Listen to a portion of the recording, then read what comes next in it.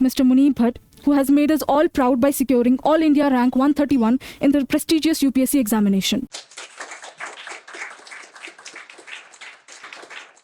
It's an honor to be part of this gathering where you get an opportunity to interact with budding aspirants. Fariduddin Attar कहते हैं that you had come a long way. You had come a long way to find your king, but you had to lose yourself to become one. अपना circle positive रखो, they will also keep you motivated. Negative लोगों से थोड़ा दूर रहो. Always demotivating, अरे नहीं होगा, ये नहीं होगा, ये तो बड़ी बड़ी बातें करेंगे टॉपर, ऐसे नहीं होता, वैसे नहीं होता.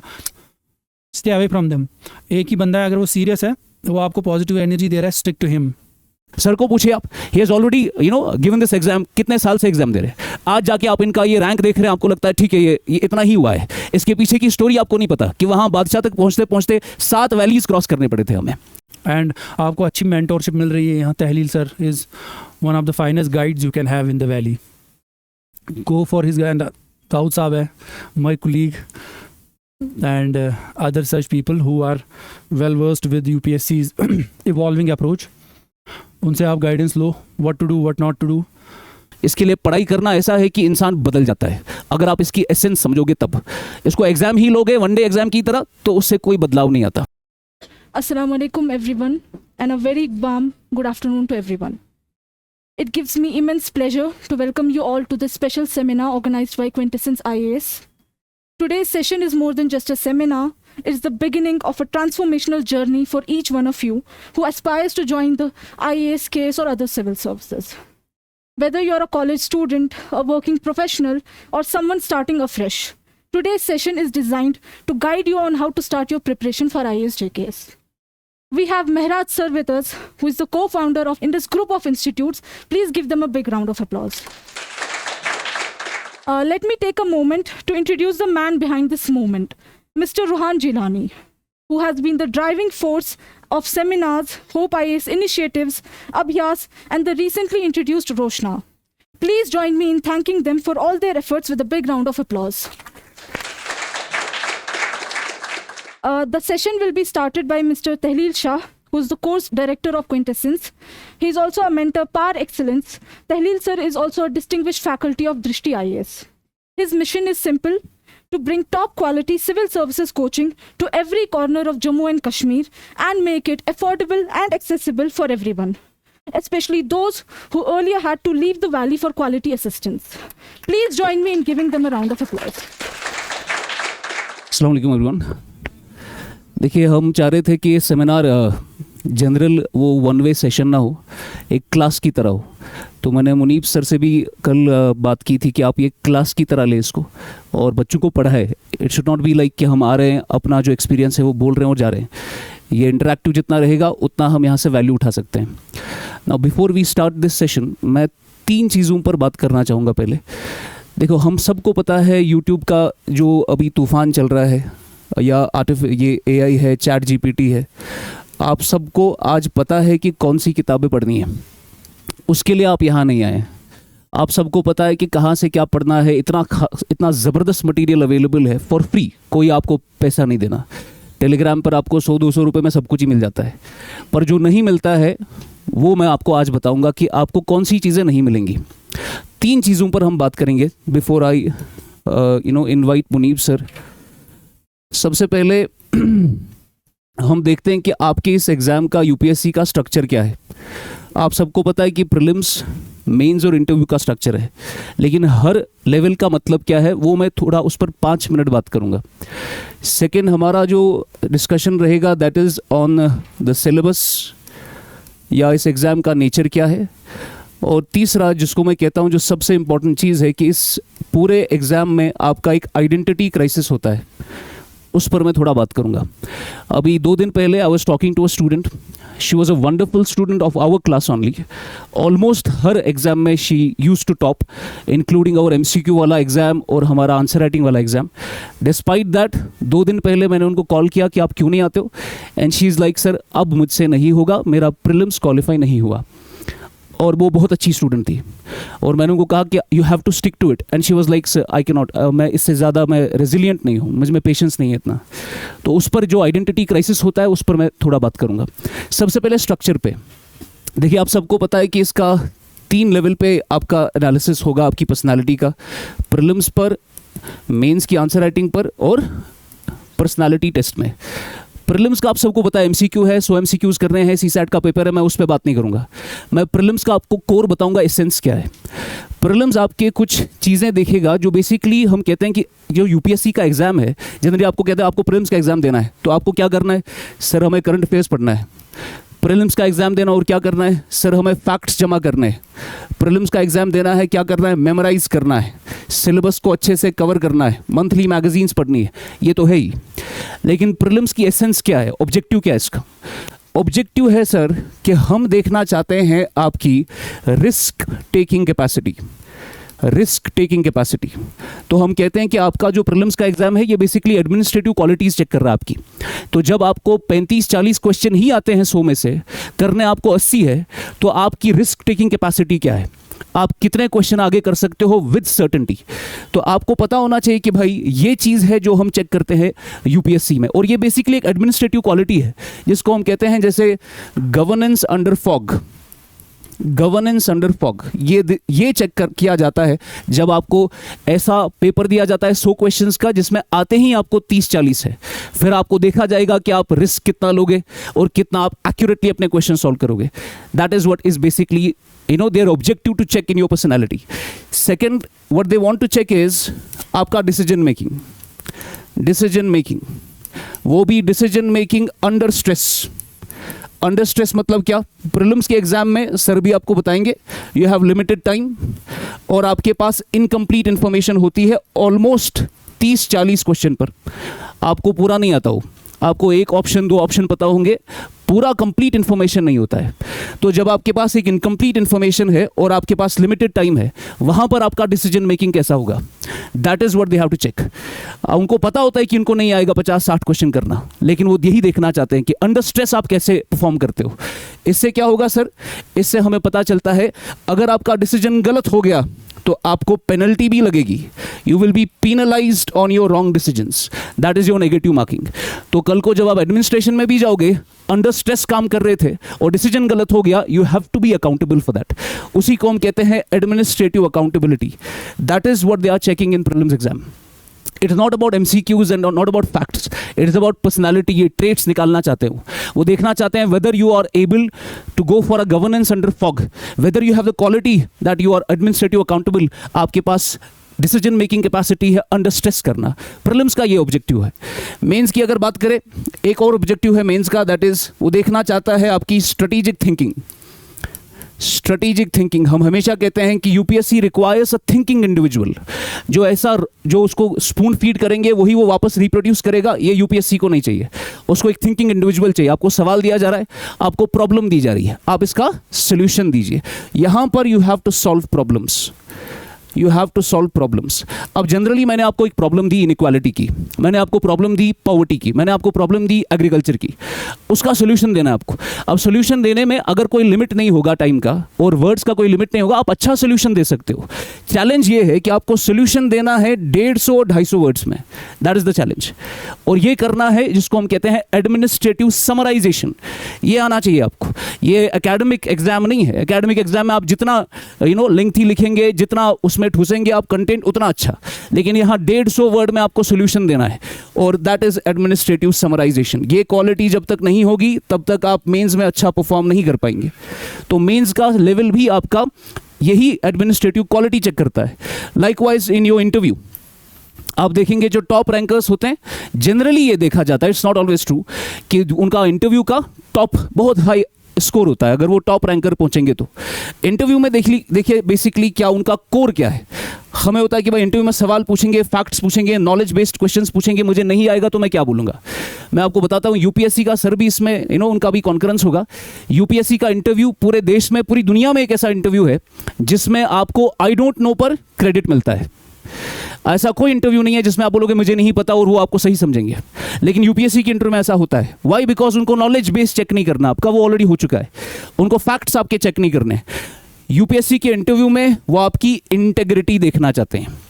बोर्ड को बोला गया होता है, उनकी गाइडेंस होती है, जो प्रेसिडेंट होता है बोर्ड का, जिसको आप चेयरमैन कहते हैं, वो गाइडेंस देता है अपने बोर्ड मेंबर्स को. That is what is it, that is a turn off for us. और सबसे बड़ा turn off is if you are not integral. अगर आपकी इंटेग्रिटी नहीं है, क्लैरिटी ऑफ थॉट नहीं है, अगर आप डिसऑनेस्ट है, जैसे ही उनको ये दिखने लगता है कि इसके अंदर ऐसी कुछ चीजें हैं, उधर ही उसको दफा करते हैं. तो उसको हम कहते हैं that you scout for the scoundrels. तो जो गलत लोग हैं उनको ढूंढो और उसके बाद उनको दफा करो. ठीक है ना, ये इंटरव्यू का मकसद है. उसका मतलब नहीं है कि इंटरव्यू में ये सब देखने के बाद उनके पास इतना अच्छा स्किल होता है कि वो बड़ा परफेक्टली लोगों को अलग अलग करते हैं कि ये अच्छा बंदा है, ये गलत बंदा है. ऐसा नहीं है, लेकिन कम से कम वो कोशिश करते हैं कि हम ऐसे इंसान को लाए जिसकी इंटेग्रिटी अच्छी है, जो क्लैरिटी ऑफ थॉट से आता है, जो ऑनेस्ट है और जिसके पास पर्सनैलिटी के अच्छे ट्रेट्स है. यहाँ पर इनका ऑब्जेक्टिव है ताकि उनको ये दिखे कि वो आप पर भरोसा कर सकते हैं, बिकॉज वो एक इंटरव्यू के लेवल के बाद आपको ऐसा पोस्ट देने वाले हैं जिसकी वजह से ढेर सारे लोगों पर असर पड़ेगा. तो they should be able to trust you. And ये पोस्ट ऐसा है, ट्रस्ट का ऑब्जेक्टिव क्या है, ताकि लोगों को आपके साथ सेफ फील हो, उनको अच्छा लगे आपके साथ बात करके. ऐसा ना हो कि भाई फिरौन बैठ गया हमारे इस पोस्ट पे. ये ऑब्जेक्टिव है इसमें. जब तक आप ये क्वालिटीज नहीं लाएंगे तब तक ये एग्जाम में आप आगे नहीं बढ़ सकते. आप देखेंगे यूपीएससी जो भी क्वालिफाई करता है उनकी एक तरीके की पर्सनालिटी होती है और ये सारी चीज़ें उनमें होती है. एक एक करके देखना आप किसी को भी. ये आपका मैं स्ट्रक्चरिंग की बात कर रहा था. Likewise we have syllabus. आप सबको बोला जाता है सिलेबस पढ़ो, सिलेबस पढ़ो, सिलेबस पढ़ो, तब भी नहीं पढ़ते आप, बिकॉज आपको लगता है शायद इंपॉर्टेंट नहीं है. मैं आपको सिलेबस की एसेंस बताता हूँ. सिलेबस इतना इंपॉर्टेंट क्यों है. देखो मैं एग्जाम्पल देता हूँ आपको. जैसे हमें जाना है, मैं कश्मीर में रहता हूँ, अब कश्मीर में हालात ख़राब है तो मेरे घर वालों ने बोला हम नहीं रहेंगे यहाँ, तो let's shift to somewhere else. तो मैंने वर्ल्ड मैप निकाला और मैंने एक जगह डेजिग्नेट कर ली. मैंने कहा ठीक है ये एक जगह है जहां हम रीलोकेट कर सकते हैं. मैं अपनी सारी फैमिली, अपने घर वालों को लेकर दूसरी जगह पे जाना चाहता हूं. अब इस जगह पर मैं रीलोकेट करना चाहता हूं. रीलोकेशन से पहले मैं कौन सी चीज़ें पढ़ूंगा उस जगह के बारे में. मुझे यहाँ पर अब रहना है, ये मेरा बेस है, यहीं पर मेरे बच्चे बड़े होंगे, यहीं पर मैं मरूंगा. अब इस जगह के लिए मुझे क्या क्या पढ़ना है. सबसे पहले ऐसे ही तो रीलोकेट नहीं होगा. आप तो ऐसे ही रीलोकेट नहीं करोगे इजराइल जब तक आप पढ़ोगे नहीं उसके बारे में. तो पहली चीज़ जो मैं वहाँ के लिए पढ़ूंगा दैट इज़ कि भाई यहाँ पर क्लाइमेट कैसा है, मौसम कैसा है. जोग्राफिकल एंगल देखूंगा इसका मैं. तो मैं जोग्राफिकल डायमेंशंस पढ़ूंगा इसके. और क्या पढ़ूंगा सर, साथ में ये भी देखूंगा कि लोग कैसे हैं, सोसाइटी कैसी है, तो वहाँ की सोशल स्ट्रक्चर कैसा है. थर्ड क्या देखूंगा मैं इसमें, मैं देखूंगा लोगों का कल्चर कैसा है, हेरिटेज कैसी है, वो भी चेक करूंगा. फिर देखूंगा कि भाई इन लोगों का इतिहास कैसा रहा है, हिस्ट्री कैसी रही है.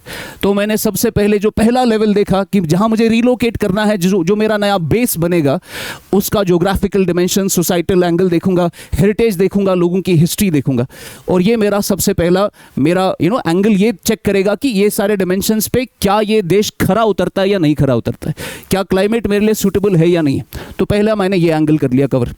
सेकेंडली इस जगह के बारे में और क्या पढ़ूंगा मैं, तो मैं देखूंगा भाई अब अगर मैं रीलोकेट कर भी लूं तो वहाँ गवर्नेंस का मॉडल कैसा है, क्या मुझे जस्टिस मिलेगा नहीं मिलेगा, क्या मैं वहाँ पर जाकर ऐसे पॉलिटिकल स्ट्रक्चर में पार्टिसिपेट कर भी सकता हूँ या नहीं कर सकता.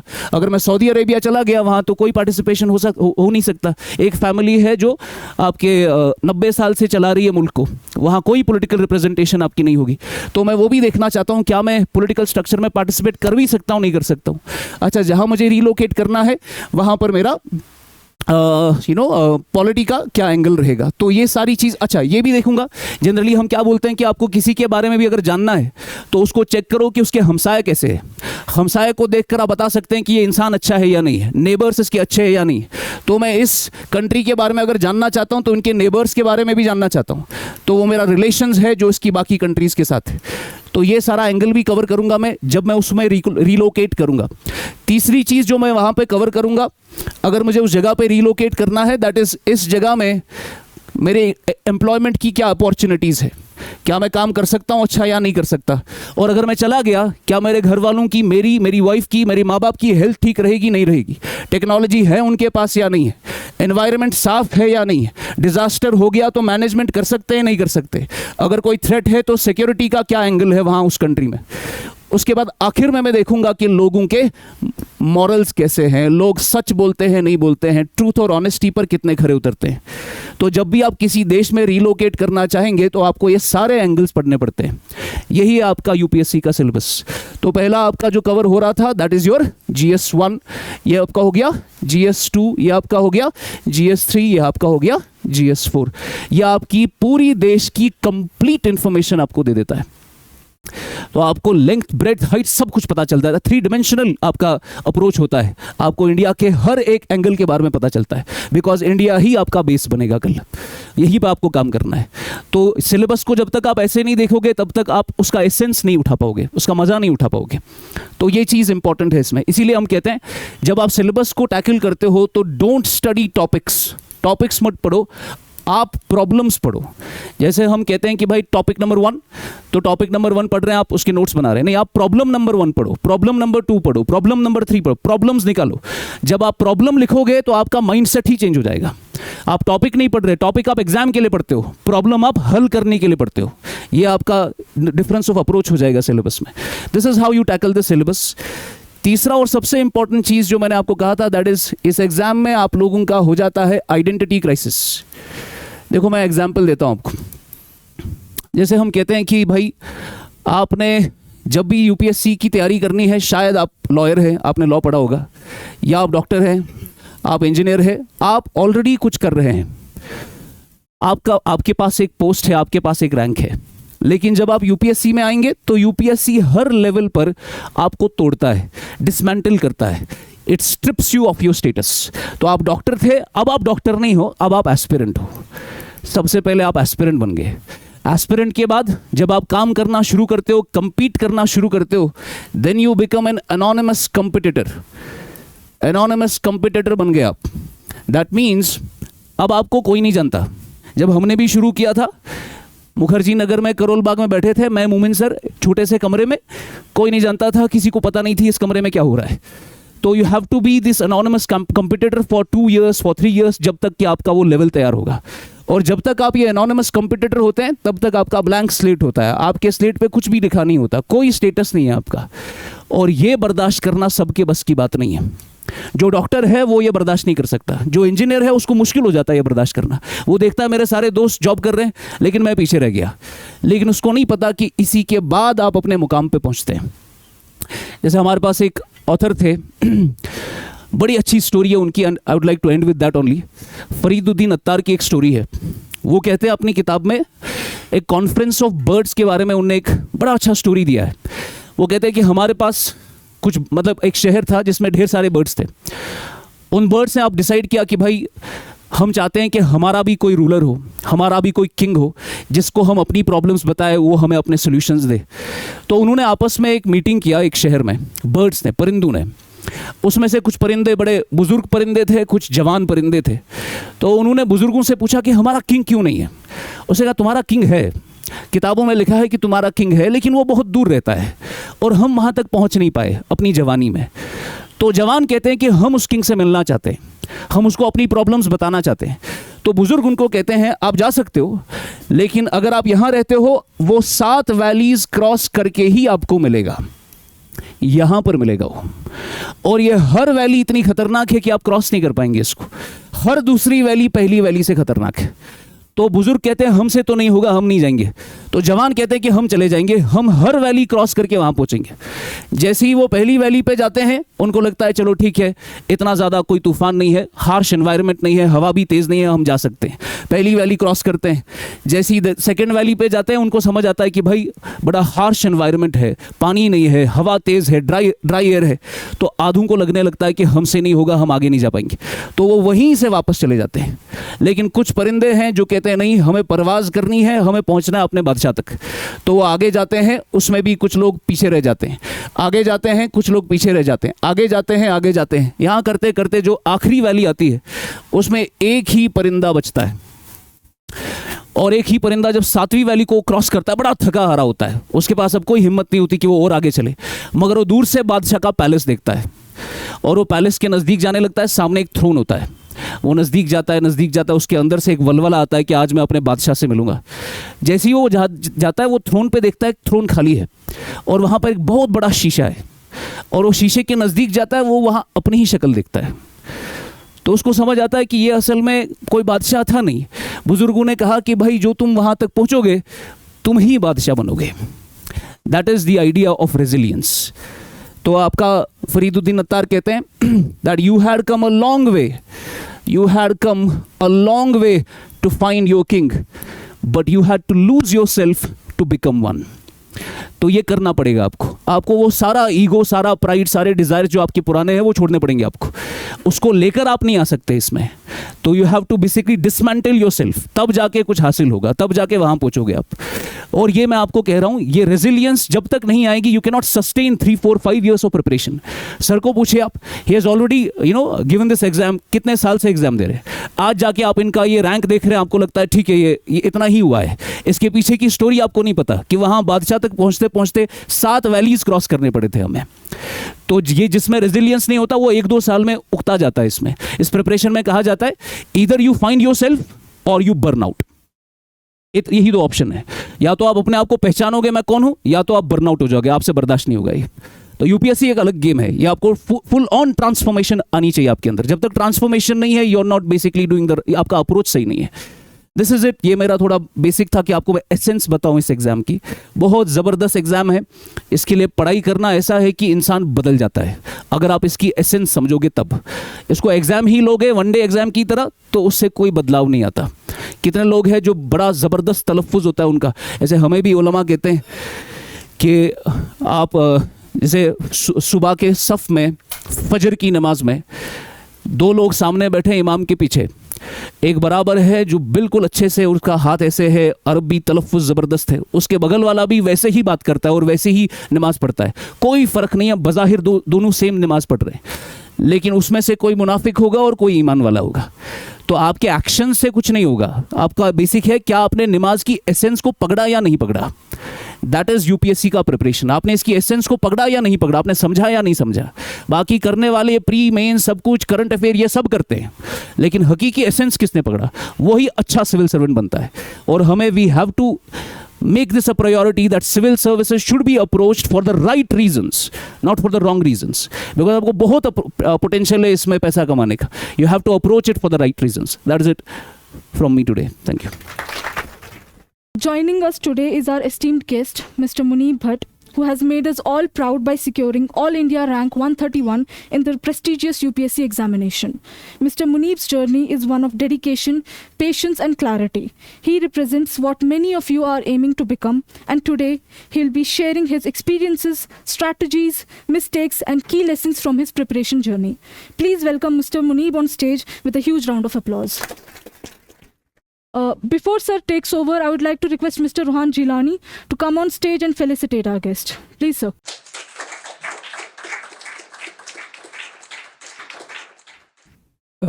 Respected management of Quintessence IAS Institute,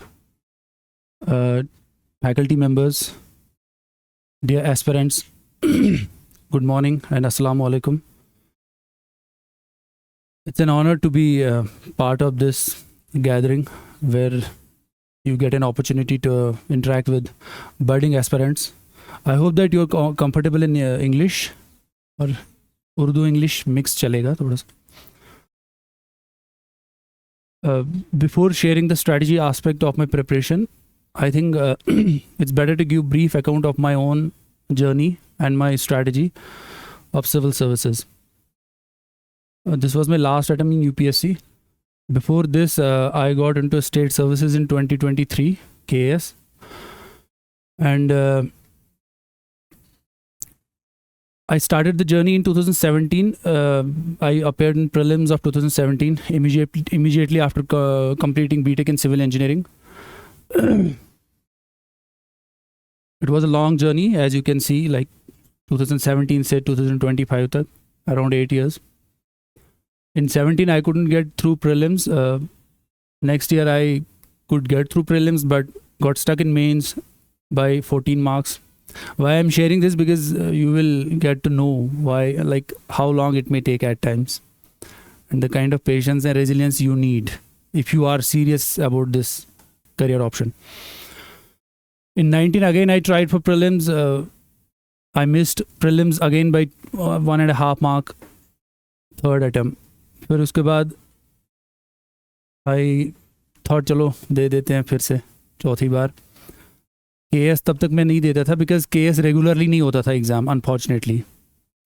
and पहले थोड़ा आइडियलिज्म भी होता है ना 2-3 साल कि नहीं UPSC ही कर लेंगे, KS चलो ठीक है नहीं होता टाइम पे ये वो. फोर्थ अटेम्प्ट दिया तो CSAT की वजह से रुक गया. CSAT में थोड़ा सा लाइटली लिया मैंने बिकॉज उससे पहले CSAT ठीक हो रहा था तो आई थॉट चलो, बट वो लाइटली लिया. GS में it was comfortable but CSAT में I couldn't clear. Fifth attempt 2021 I parallelly appeared in KS and this UPSC. Fifth attempt में I cleared prelims of UPSC and missed interview call by 6 marks again. क्योंकि उस time optional में बड़ा dip हो गया था मेरा and because of my own mistakes थोड़ा कॉम्प्लिकेट कर दिया था मैंने ऑप्शनल को. I'll come to that later.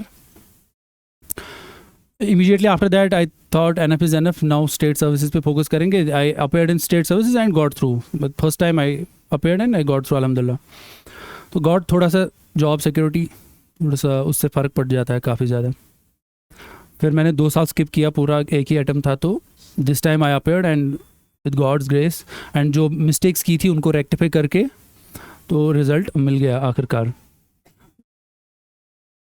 अब इसमें ऑब्वियसली अगर कोई सेन इंसानों का बोलेगा यार इतना टाइम क्यों लगा, क्या गलतियाँ की आपने. सबसे बड़ी गलती जो मैंने की पहले से फ्रॉम डे 1 खासकर पहले 2-3 अटैम्प्ट्स में वो ये था कि इंटीग्रेटेड अप्रोच नहीं रखा मैंने एग्जामिनेशन का. I used to study read bits and pieces में, लाइक पूरे साल बस प्रीलिम्स ही पढ़ते रहे. पहला अटैम्प्ट दूसरा अटैम्प्ट जब होता है हमें लगता है प्रीलिम्स ही एग्ज़ाम है. We start doing MCQs, monthly magazines कर रहे हैं. बट अगर ओवरऑल आप अप्रोच देखोगे हमारी पहले 2 साल मतलब जिसका उतना गाइडेंस नहीं होता तो it seems as if he और she is preparing only for prelims. तो उससे कुछ नहीं होता. You clear prelims you will definitely get stuck in mains because mains is such a stage where your real preparation will be tested, each and every aspect of your preparation. खासकर if you are from open merit उसमें high जाता है cut off, तो you need to be good in each and every paper. वो चीज़ रही पहली गलती. पहला लेसन यही है कि इंटीग्रेटेड अप्रोच रखना है. ठीक है, एग्ज़ाम में व्हेन यू आर प्रिपेयरिंग आपका मेंस का syllabus should be on your fingertips. And mains की खास बात यह है कि डिटेल सिलेबस दिया हुआ है UPSC ने, अनलाइक प्रीलिम्स की तो बस गाइडलाइंस है कि पॉलिटी करना है, ज्योग्राफी करना है, ये वो. बट क्या करना है, कौन से सब्जेक्ट्स मतलब कौन से टॉपिक्स पढ़ने हैं, कौन से एरियाज़ पे ज़्यादा फोकस करना है, मेंस में there is a detail syllabus.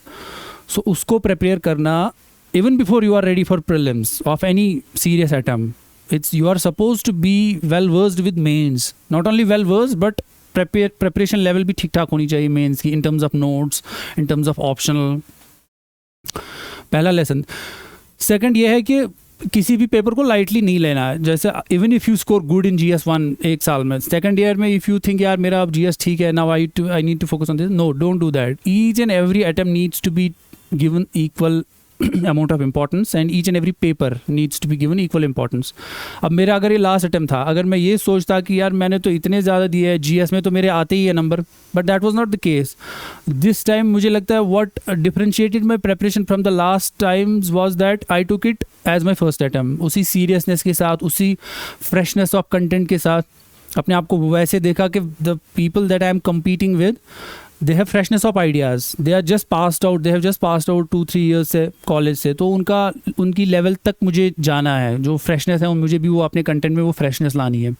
मैं 2017, 18, 19 का कंटेंट लेके जाऊँगा तो I will not be able to do that. So that is the second lesson. Take every paper seriously, चाहे प्रीलिम्स के 2 पेपर हो या मेंस के. बाकी उसके बाद हाँ, स्टेट सर्विस मुझे लगता है अगर 1-2 अटैम्प्ट्स के बाद नहीं होता है, on a serious note I am saying maximum 3 attempt, उसके बाद we should definitely go for plan B. Plan B as in इसका मतलब ये नहीं कि you will compromise on your original goal that you had set for yourself. It means strategic retreat, थोड़ी path change करनी है ताकि आपको वो चीज़ आ जाए, थोड़ी फाइनेंशियल मेंटल स्टेबिलिटी आ जाए, you can come back stronger. After 2 or 3 attempts maximum.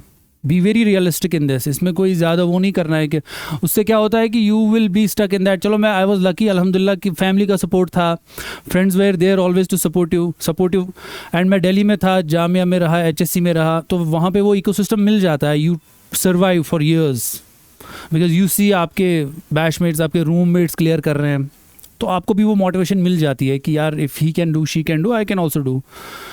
मेरे कई बैचमेट्स थे जो over a period of time 20 से लेके 2020 से लेके 24 तक जो सर्विसेज में गए, IAS, IPS, स्टेट सर्विसेज में. तो वो चीज़ है उसमें be realistic after certain amount of time.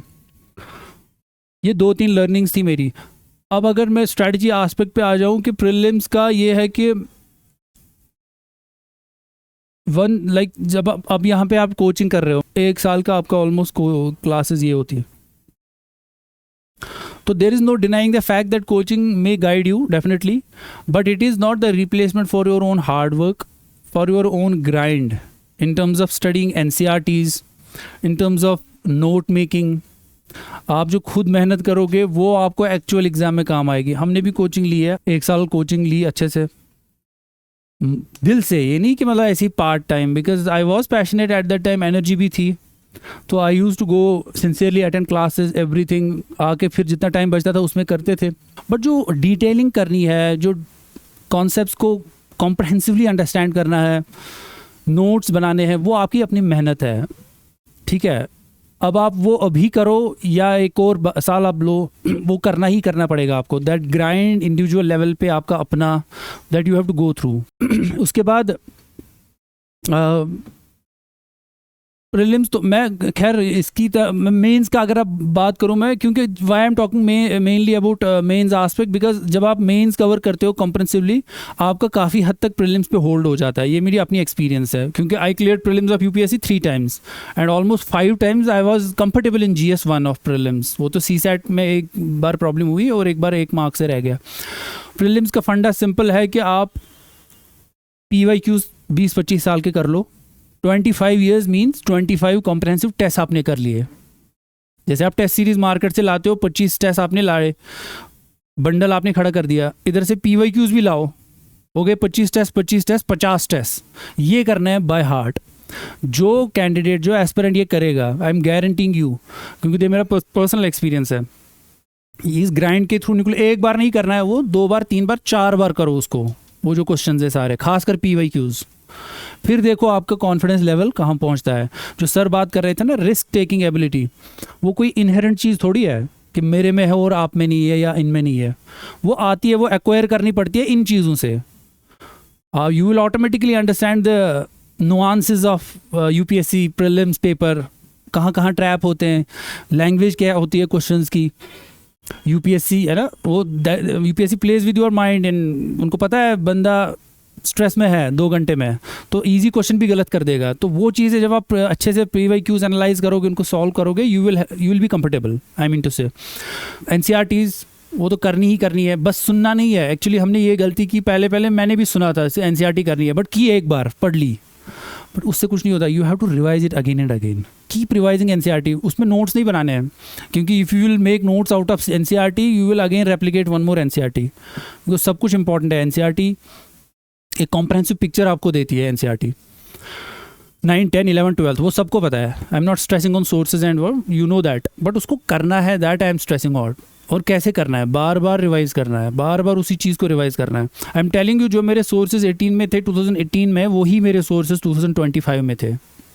Not even a single thing changed except current affairs. Obviously current affairs का भी एक सोर्स, जैसे vision IAS I use to follow. आपको कोई भी करंट अफेयर्स का सोर्स लगे अच्छा, जो आपको लगता है कि हाँ ये अच्छे से एक्सप्लेन कर रहे हैं, go for that.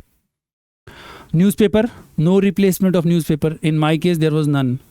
There are some candidates for saying कि न्यूज़पेपर के बगैर हमने किया, and they must be doing, but still I am saying majority 80-90% of them successful candidates are relying on newspaper. That will give you confidence. That newspaper reading on regular basis will give you confidence. That will give you that articulation that is needed for interview stage later. ऐसे writing में आपको बड़ा help करेगा. तो वो चीज़ है, don't leave newspaper. और newspaper का देखो शॉर्टकट किसी चीज़ के नहीं होता। अब आप बोलोगे न्यूज़पेपर पढ़ने का तरीका क्या होता है, वो मैंने तरीका अपने आप से वो आइडेंटिफाई किया ना व्हेन आई स्टार्टेड रीडिंग 3 साल 4 साल, तो वो खुद करना पड़ेगा आपको। There is no such thing, कोई फॉर्मूला नहीं है।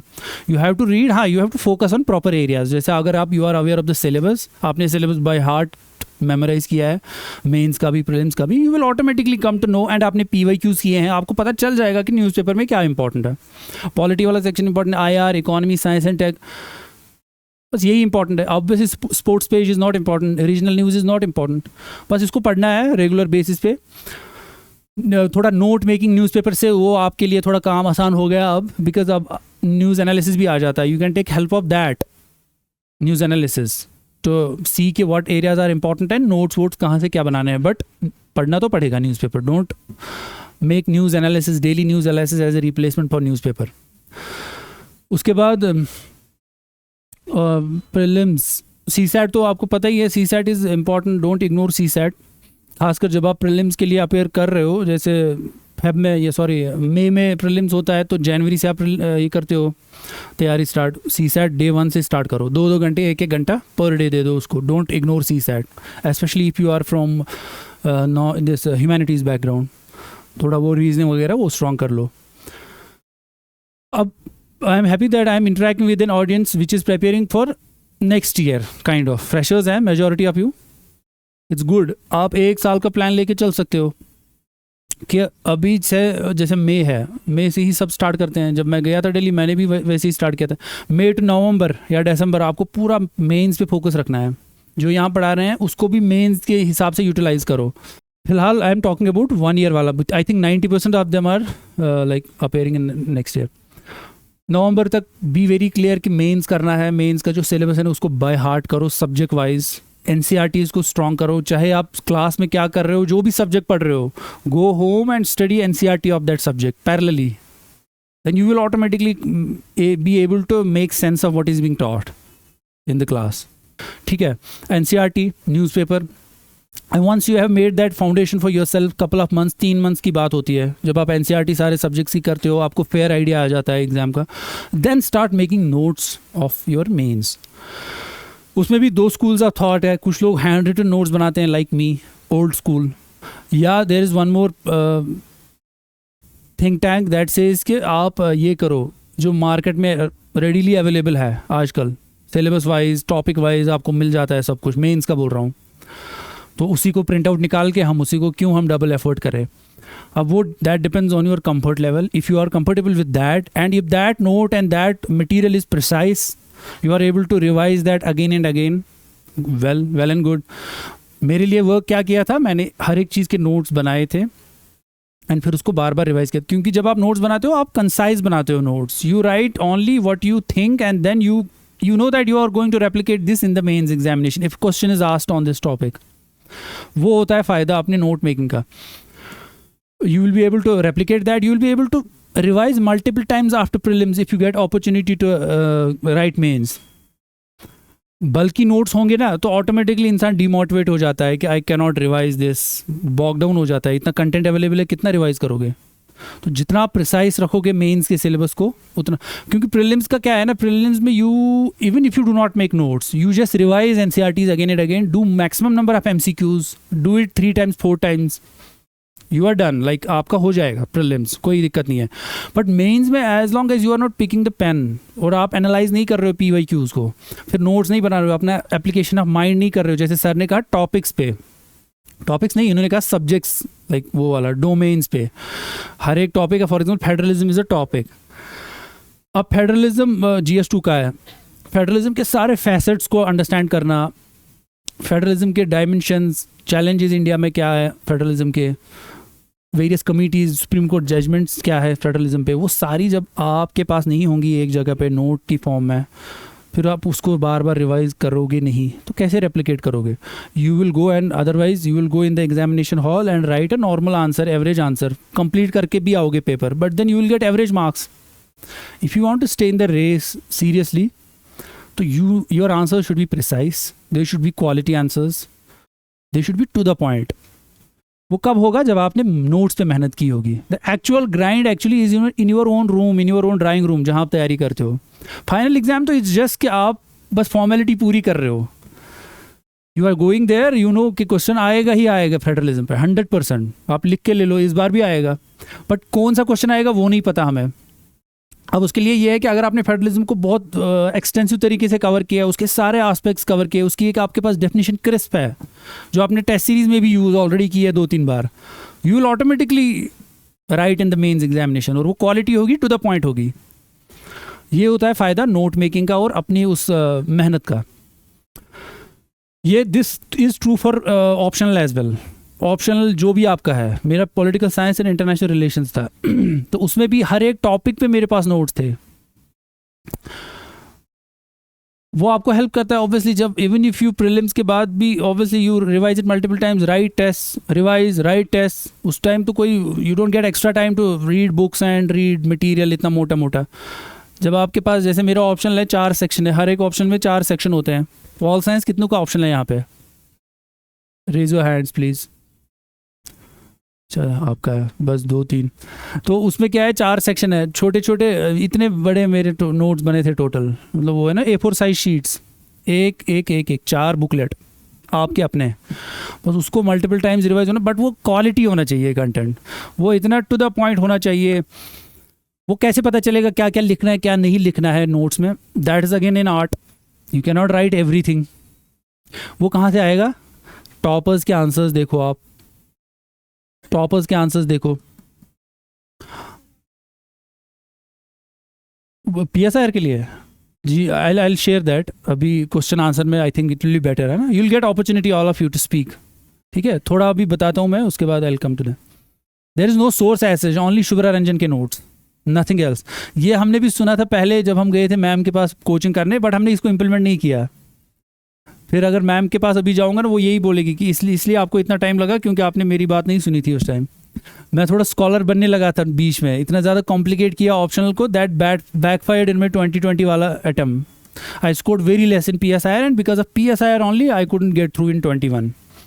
This time again I went back to basics. Shubhra Ranjan ma'am के नोट्स अच्छे से किए. न्यूज़पेपर तो रेगुलर करता ही था. कोई बुक नहीं. OP गौबा जो एंड्रयू हेविड पहले पढ़ी थी उसका कोई ज़्यादा यूटिलिटी नहीं थी. And this time I got 260 marks which was good compare to जो आज इस साल की मार्किंग हुई है. तो नोट्स में क्या लिखना है वो है आपका PYQs का एनालिसिस 4-5 साल का, मेंस का सिलेबस आपका पता है आपको क्या है, टॉपिक्स पता है, और जहाँ दिक्कत आ रही है लिखना कितना है, क्या लिखना है क्या नहीं लिखना है, वो आप टॉपर्स के आंसर देख लो उस सब्जेक्ट के. फॉर एग्जाम्पल GS2 के आप नोट्स बना रही है, GS3 के. अब देखो एग्रीकल्चर वाला जो सवाल है वो क्या क्या लिख रहा है इसमें टॉपर, वो उसमें फैक्ट डाल रहा है, कमिटीज़ की रिकमेंडेशंस डाल रहे हैं, बजट में क्या क्या वो इकोनॉमिक सर्वे क्या बोल रहा है वो, है ना, ये सब. और नॉर्मल पॉइंट्स तो वही है, पॉइंट्स नॉर्मल है, जनरल है, लेकिन उनको सब्सटेंशिएट करना है with example, with fact, with schemes, with budget, with economic survey. That adds value to your answer. तो वो चीज़ आपके अपने नोट्स में होनी चाहिए. Then only you will be able to replicate. Otherwise कोई वहाँ पे जादू नहीं होता एग्जामिनेशन हॉल में कि आपको वहीं प्रकट होते हैं आइडियाज़. ऐसा कुछ नहीं होता. The things that you have kept in your mind, in your notes, in your mind, in your test series that you have replicated, those things only you will be able to replicate in the actual exam. Beyond a certain point, this examination is lot about memorization as well. आप देखो कोई super intelligent नहीं होते वो जो पहले या दूसरे अटेम्प्ट में क्लियर करते हैं, बट उनके पास एक खास चीज़ ये होती है कि उनको पता है what not to study, what not to read, maybe because of better guidance at proper time. तो वो चीज़ वो क्या करते हैं, वो उसी चीज़ पे फोकस करते हैं जो काम की चीज़ है. Syllabus, PYQs, limited notes, limited resources, but maximum revisions. ठीक है, आपका गाइड हमेशा एक तो PYQs होने चाहिए, टॉपर्स के आंसर्स होने चाहिए जहाँ भी दिक्कत आ रही है. PYQs, टॉपर्स के आंसर्स, बस. मेंस की बात करो, खास प्रीलिम्स तो it's all about NCERTs and PYQs and newspaper reading. मेरे केस में तो ये वर्क किया है, so it will work in your case as well. उसके बाद आई थिंक ये है, मतलब 1 साल का प्लान लेके आप ऐसे चल सकते हो। 2 साल, मतलब 1 साल तो प्रोसेस होता है एग्ज़ाम का, उससे पहले आप ऐसे करो, नवंबर तक कोशिश करो कि मेंस का आपका ठीक ठाक कवर हो जाए एरिया। कवर होना होता है कि एक तो कॉन्सेप्ट भी आपने क्लियर कर दिया एनसीईआरटी पढ़ के, न्यूज़पेपर तो आप रेगुलर पढ़ ही रहे हो, मंथली मैगजीन भी फॉलो कर रहे हो, बट जो मेंस के जो नोट्स बनाने हैं वो आप 2-3 महीने के बाद बनाना स्टार्ट करो, जब आपकी ठीक ठाक लेवल की अंडरस्टैंडिंग बेसिक बन चुकी है हर एक सब्जेक्ट की, then only start making notes. ठीक है, एंड कोशिश करो कि प्रीलिम्स से पहले ही जब भी आपको देना है, इट्स नॉट नेसेसरी, कोई थोड़ी है, it's not cast in stone कि next year you have to appear in prelims. अगर आप 2 साल का प्लान लेके चलो, बट आपका पहला अटेम्प्ट ही एक बेस्ट अटेम्प्ट होना चाहिए आपका। डोंट बी इन दिस के मेरे पास तो 6 अटेम्प्ट पड़े हैं, एक ही अटेम्प्ट दो बट वो अच्छे से दो, और पहला अटेम्प्ट सबसे बेहतरीन अटेम्प्ट होता है। You have nothing to lose, कोई बैगेज नहीं है, you are dangerous for other aspirants जो बेचारे ऑलरेडी 4-4, 5-5 अटेम्प्ट दे चुके हैं, प्रेशर में हैं, इधर प्रॉब्लम वो प्रॉब्लम। फ्रेशर को कोई इशू नहीं होता है, प्रोवाइडेड कि उसकी डायरेक्शन सही है। मेरा जो सेकंड अटेम्प्ट था, I got very good score in some of the subjects which was that actually motivated me कि I am almost there. I got 274 इन PSIR, that too studying very basic. आपका सवाल था ना, मैम के notes पढ़े थे मैंने, कुछ नहीं, उनका जो क्लास नोट्स पढ़े थे, कुछ भी नहीं एक्सेप्ट दैट, और न्यूज़पेपर रेगुलर पढ़ता था, कोई एक्सटेंसिव ज़्यादा नोट भी नहीं बनाए थे। I got good marks eight that time. So UPSC is any way encouraging the freshers, जो फ्रेशनेस आपके कंटेंट में होती है। ठीक है, ये तो रही बात। हाँ, इसकी नवंबर-दिसंबर तक आप टारगेट रखो पूरा। एक स्ट्रैटेजी बहुत ज़रूरी है इसमें, normally going coming to classes, going back home, that is not going to fulfil the purpose. अगर आपके पास वो चीज़ नहीं है कि मंथली वीकली टारगेट्स नहीं है आपके पास, आपको पता होना चाहिए अभी आप क्या कर रहे हो, 1 महीने बाद, 3 महीने बाद, where you want to see yourself. At least आपका टारगेट होना चाहिए 2 महीने में मेरे सारे NCERTs होनी चाहिए, 2 बार होनी चाहिए। 3 महीने में मतलब 3 बार।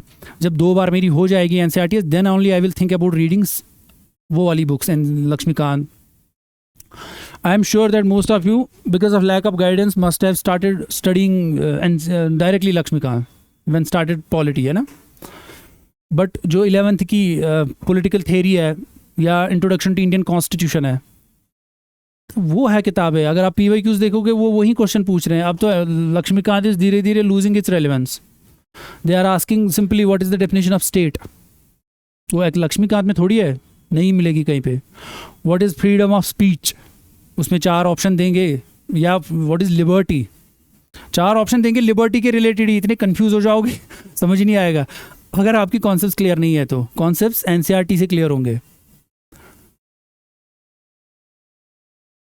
I am still asking you कि जैसे स्टेट पे एक क्वेश्चन आया था, why I am mentioning this, because pol science वालों ने भी ये गलत किया। प्रीलिम्स में जो 2 साल पहले आया था ना, स्टेट की डेफिनेशन आई थी नॉर्मल, तो वो NCERT में क्लियरली दी हुई है। अब it's not given in Laxmikanth. Laxmikanth हो गई या आपकी स्पेक्ट्रम हो गई, कोई और कंटेंट हो गया, that is an secondary source, that is not a primary source for any subject. NCERT करो मल्टीपल टाइम्स। जो प्रीलिम्स की बात आएगी जनवरी की बात करना है, बट उससे पहले मेंस को रेडी रखो। Don't appear in prelims if you are not ready for mains. उससे क्या होता है ना, आप विशियस साइकिल में रहते हो। फिर हमें लगता है यार चलो, मैं तो होता है ना, मैं ट्राई करता हूँ, इतने सारे अटेम्प्ट तो है, लेकिन फिर वो आपके कॉन्फिडेंस को ही क्वेश्चन करता है। वरना आपके 1-2 अटेम्प्ट नहीं होता है ना, you start questioning your own. आपका बहुत कॉन्फिडेंस डिप हो जाता है, सेल्फ डाउट्स राइज होते हैं। बेटर है बी प्रिपेयर्ड। एंड आपको अच्छी मेंटोरशिप मिल रही है यहाँ। तहलील sir is one of the finest guides you can have in the valley. Go for his guide. Dawood साहब है my colleague and other such people who are well versed with UPSC's evolving approach. उनसे आप guidance low, what to do, what not to do, and figure your own strategy. but basic यही है, ठीक है। बाकी I think it's about more about questions. अगर हम इसको बाई डायरेक्शनल रखेंगे ज़्यादा बेटर रहेगा। You may have lot of questions, I am open two questions ma'am, please. Yes.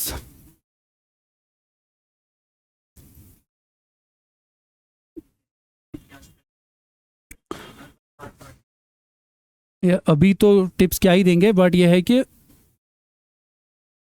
जैसे 8 दिन है ना, एक रिवीजन कर लो आप स्टैटिक का, focus more on static. Polity का स्टैटिक पोर्शन है आपका, इकोनॉमी के बेसिक कॉन्सेप्ट जो है वो करो। अगर आपका थोड़ा करंट अफेयर्स इधर इग्नोर भी हो जाएगा ना, but keep a firm grip on the static aspect, because still the paper is final paper will be 50-60% static oriented, that can get you through. Polity हो गया, ज्योग्राफी को अच्छे से करो एक बार रिवाइज, मैप शैप देखो, और आप अगर कुछ नोट्स वोट्स बनाए उनको रिवाइज करो। जस्ट गो रिवाइज, मतलब ये नहीं है कि वर्ड बाई वर्ड पढ़ो, उतना टाइम है नहीं। जस्ट वो होती है ना फोटोग्राफिक मेमोरी, कभी कभार जस्ट गो थ्रू इट, एक आधा रिवीजन मार लो, एक एटलीस्ट फॉर स्टैटिक पोर्शन, ठीक है।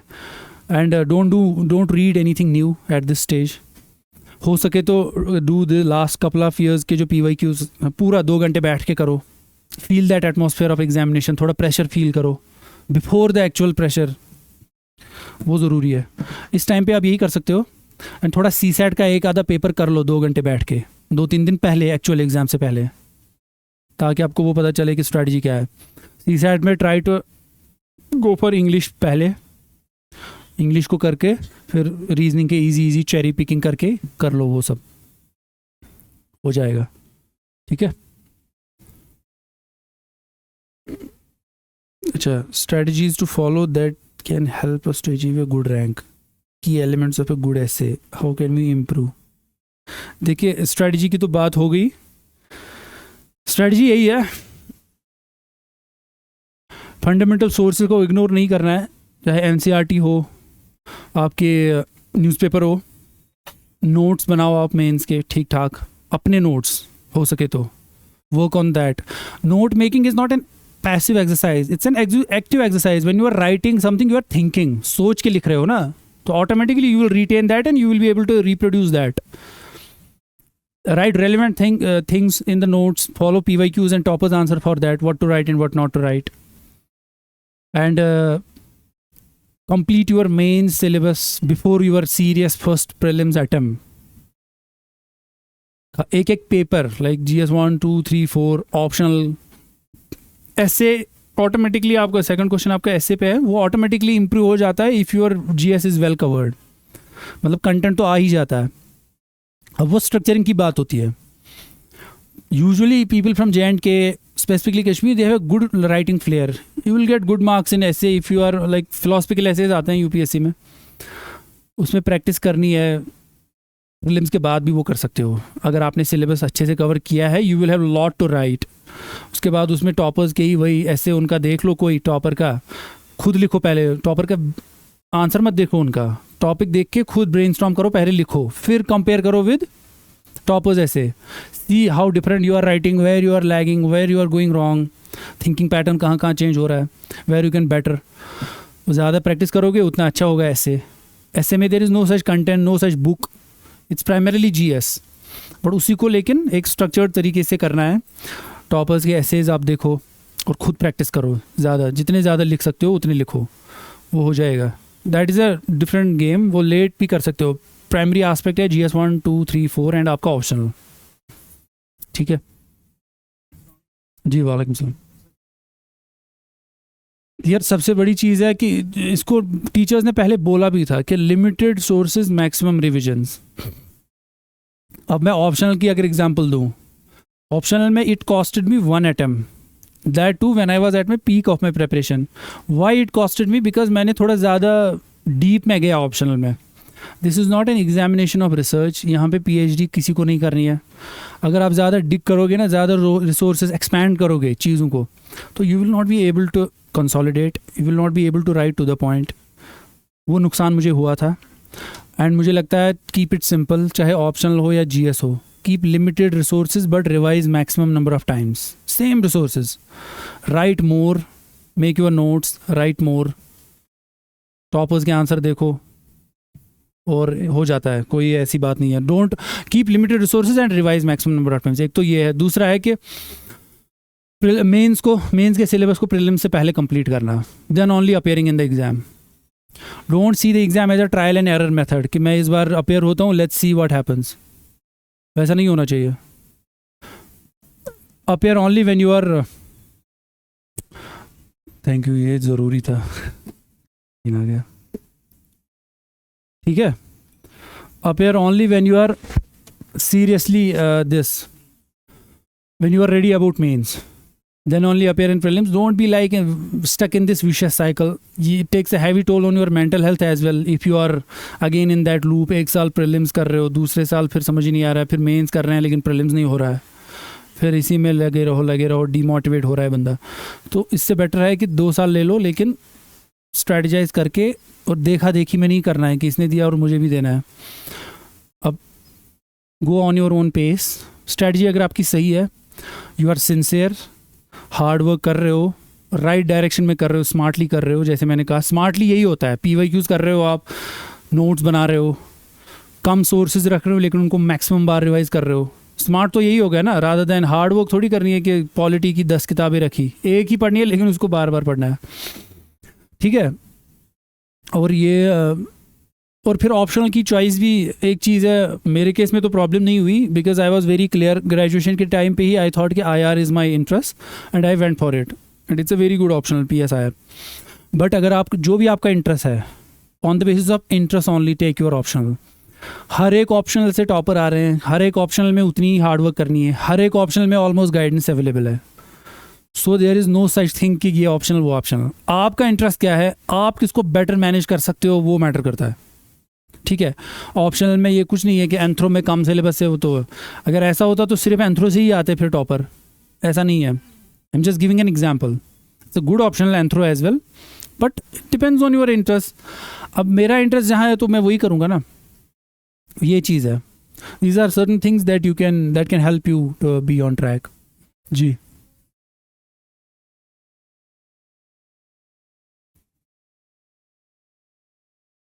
फ्रैंकली नो, बट ये था कि हमारी अपनी गलती होती है. इट्स लाइक जैसे मैंने कहा, अब मैम ने बोला था पहले ही कि मेरे नोट्स पढ़ो, हो जाएगा 70-80% हो जाएगा. सब ने वही पढ़े हैं, चाहे टीना दावी मैम हो या कोई भी टॉपर हो PSIR का. नहीं किया follow, paid the price for that. अब वही किया ना, बैक टू बेसिक्स. इस बार जो मैम के लेटेस्ट नोट्स थे उनको मैंने अच्छे से किया. तो लिमिटेड रिसोर्सेज, मैक्सिमम रिविजन, ये तो बोलते हैं सब. हमारी अपनी गलतियाँ होती है कभी कभार. हमने इस एग्ज़ाम को समझा है पता नहीं क्या बला है, ऐसा नहीं है. It's a simple exam. But इसमें एक चीज़ है कि यू नीड टू हैव, एक तो पैशन होना चाहिए, आपका अपना होना चाहिए goal. Then only you can sustain over a period of 3-4 years. अगर आप किसी और से इंस्पायर हो और ग्लैमर से इंस्पायर हो रहे हो तो that is going to be obviously short term. आपकी अपनी स्ट्रैटेजी होनी चाहिए और limited resources, maximum revisions, notes आप बनाओ. I don't think there is anything which was not told earlier that I did not follow. No such thing. It's just कि मेरी अपनी गलतियाँ थी जो मैंने फिर रेक्टिफाई की, फिर मैं आई अराइव्ड एट दिस थिंग. कोई भी चीज़ नहीं थी ऐसी कि जो टीचर्स ने नहीं बताई. I am sure Tehleel sir, one of the best guides, whatever he is saying is true, follow that. He is just giving you the broad guidelines. अब वो थोड़ी ना एक एक चीज़ बताएंगे सब. वो तो फीलिंग्स खुद करनी है आपको, खुद application of mind, because you have to be analytical in this examination. You have to be an original thinker as well, because you will be given responsibility tomorrow. तो हर एक स्पून पीड लेके थोड़ी ना होगा इसमें चीज़ कवर. वो आपको करना पड़ेगा, उस ग्राइंड के थ्रू तो सबको जाना पड़ेगा. Then only you will reach there. ठीक है जी. जी जी. हिस्ट्री में NCERTs ही सोर्स है बस, और कुछ नहीं है. मतलब मेरे केस में तो वही था. No major difference. I have relied on old. You can rely on new as well, but I think 9, 10, 11, 12 more than enough. उसी को बार बार रिवाइज करो. And history is such a subject, इसमें थोड़ा कॉज बेनिफिट एनालिसिस भी वो होता है, करना होता है. Even if you read so much sources still you will have those gaps. So ये ऐसा सब्जेक्ट है, इसमें कम सोर्सेज रखो, मैक्सिमम रिविजन करो, हो गया. बाकी जो स्कोरिंग एरियाज है ना, history is not that scoring area, to be very honest. Polity is a scoring area in prelims खासकर. Geography is a scoring area. Environment is a scoring area. Economy के basic concepts they are scoring. तो यहाँ पे आप focus करो. Ignore नहीं करना है किसी सब्जेक्ट को, बट लिमिटेड रिसोर्सेज रखो उसके. Don't expand sources. मॉडर्न के लिए स्पेक्ट्रम ही मैंने की थी, हालांकि उससे क्वेश्चन नहीं आते, but I did not even follow NCERT of modern. you can go for that, either modern की NCERT or Spectrum, whatever you feel. I still feel NCERT is better. Mains में भी थोड़ा हेल्प करती है आपको, क्योंकि उसमें से समरी होती है ना एंड में, वो आपको मेंस में भी हेल्प करती है to write answers. I think sources वही है, बस उसको थोड़ा रिवाइज करो. और PYQs become very important for history and art and culture. कभी कभार ये थीम्स ही रिपीट करते हैं, बुद्धिज्म और जैनिज्म से ही क्वेश्चन आते हैं ज़्यादा, और टेम्पल आर्किटेक्चर वगैरह. तो सिंपल सी बात है, इस पर फोकस ज़्यादा करना है. 20-25 years of PYQ of history, art and culture and NCERTs, बस और कुछ नहीं. Maximum revisions. बट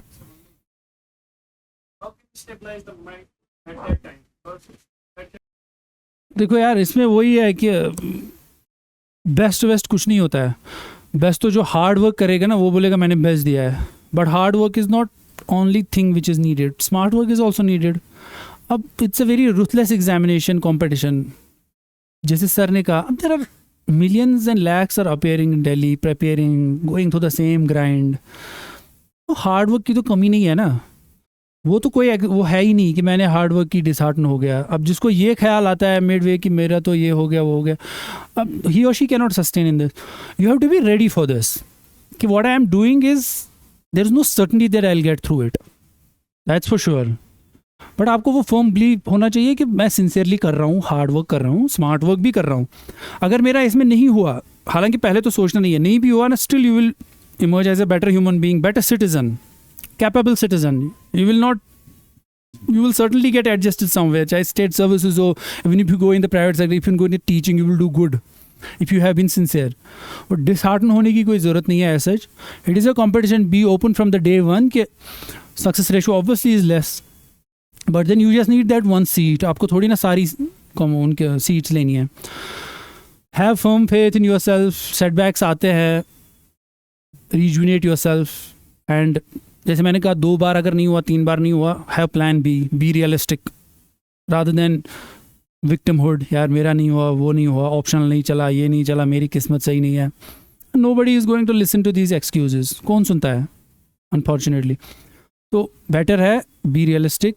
नहीं हुआ, मैं चेंज करूँगा, बाद में आऊँगा वापस स्ट्रॉन्ग. या even if I do not get through, मैंने सिंसियरली मेहनत की है, I will certainly land in some good place. Have that faith, have that attitude that is needed. Rather than life and death वाला sentence नहीं मानना है इसको. It's a process. If you are, अगर आप अपनी will से आए हो इसमें, you will passionately do it, you will enjoy the process. अब दाऊद साहब is witness to this. We used to be in HSC. मुझे नहीं लगता हमें कभी वहाँ कोई डेस्पायर वाली फीलिंग आई या कोई खुदा न खास्ता वो आया. No doubt lows are there, but then वो ecosystem आप बनाओ अपने अराउंड. हैव बैलेंस लाइफ, थोड़ा बीच बीच में खेलो, थोड़ा अपनी सेहत का भी ख्याल रखो, बट प्रेपरेशन को भी don't make it as an end in itself. ठीक है. और be in such a place. अगर आपको लगता है कि एटमॉस्फेयर वैसा नहीं है, try to go outside. For example Jamia RCA में बैठो, वहाँ करो तैयारी 1 साल 2 साल. HSC जाओ, you will get very good atmosphere. You will get people who are already clear, they will inspire you. So you will be in that positive frame of mind. Yes. What? Degree. Okay. Interview process, khair, it always seems fascinating to talk about interview and all, but I don't think it will be of help at this stage. फिर भी I want to share that, देखो interview as sir said is more about your personality. आप क्या values espouse करते हो? Are you honest? Are you sincere? Are you confident? Are you open to accepting mistakes? Like accepting lack of knowledge at times. ये सारी चीज़ें figure out होती है वहाँ पे. फैक्चुअल नॉलेज अगर ना भी हो, नो इशू. मेरा experience was wonderful. I got Suman Sharma ma'am, उनका बोर्ड, उनकी थोड़ी रेपुटेशन लास्ट ईयर उतनी थी कि नहीं, मार्क्स नहीं देती है वो, but I got one of the good marks, like very good marks. उसकी वजह से मुझे लगता है रैंक भी आई.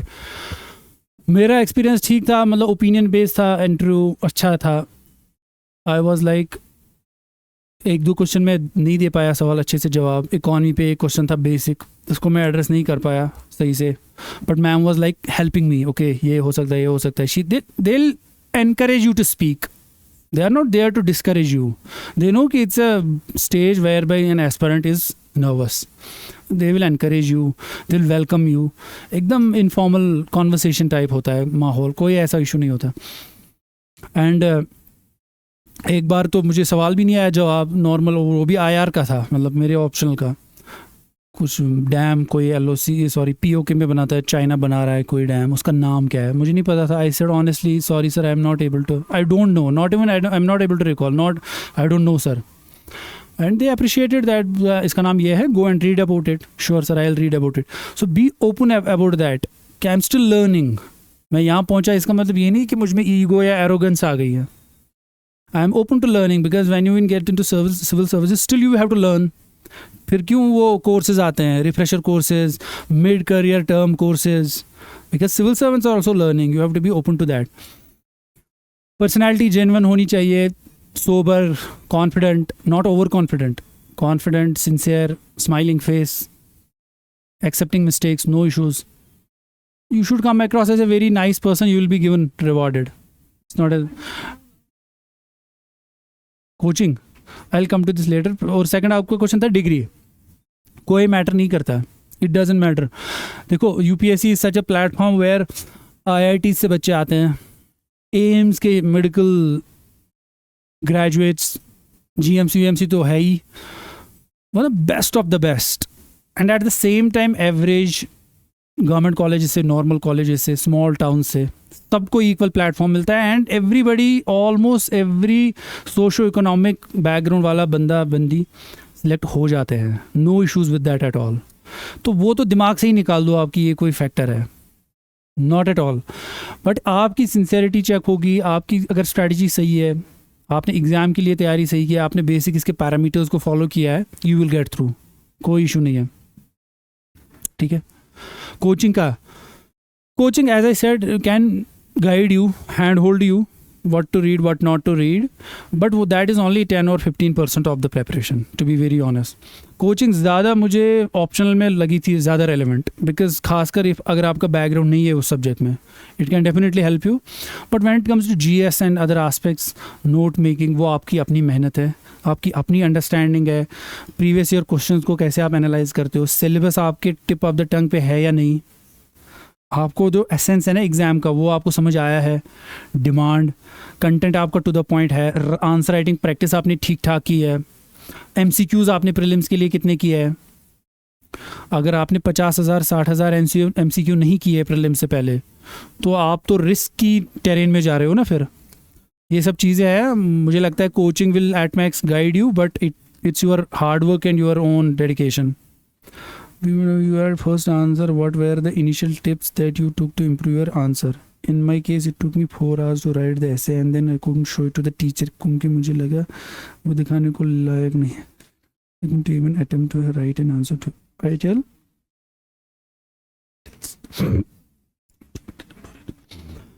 देखो जिनका भी ये क्वेश्चन है, it's answer writing is something which should not be, आपको जंप नहीं करना है आंसर राइटिंग में अभी से.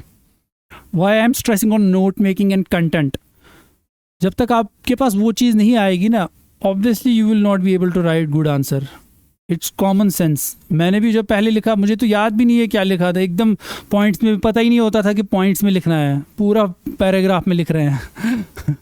फिर पता चला कि ऐसे नहीं है, जितना आप पॉइंट्स में लिखोगे ज़्यादा पॉइंट आप कवर कर पाओगे.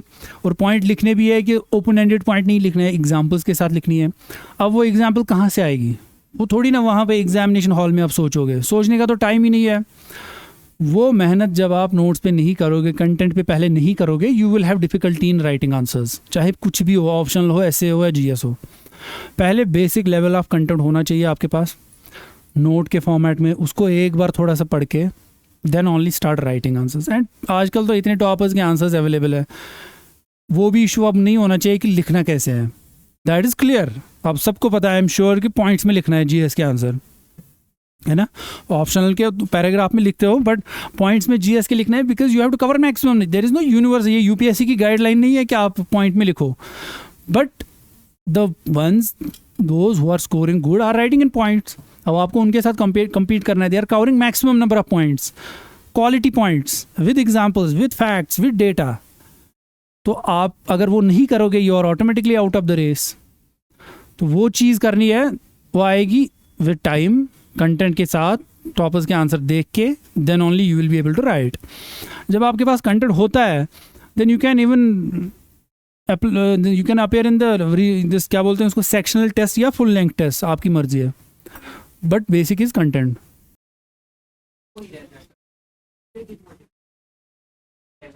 प्रीलिम्स की बात कर रहे हो, आपने 30 टेस्ट, कितने टेस्ट किए आपने प्रीलिम्स के लिए में? एक बार किए हैं, एक बार किए होंगे बस, तो एक बार से कुछ खास नहीं होगा।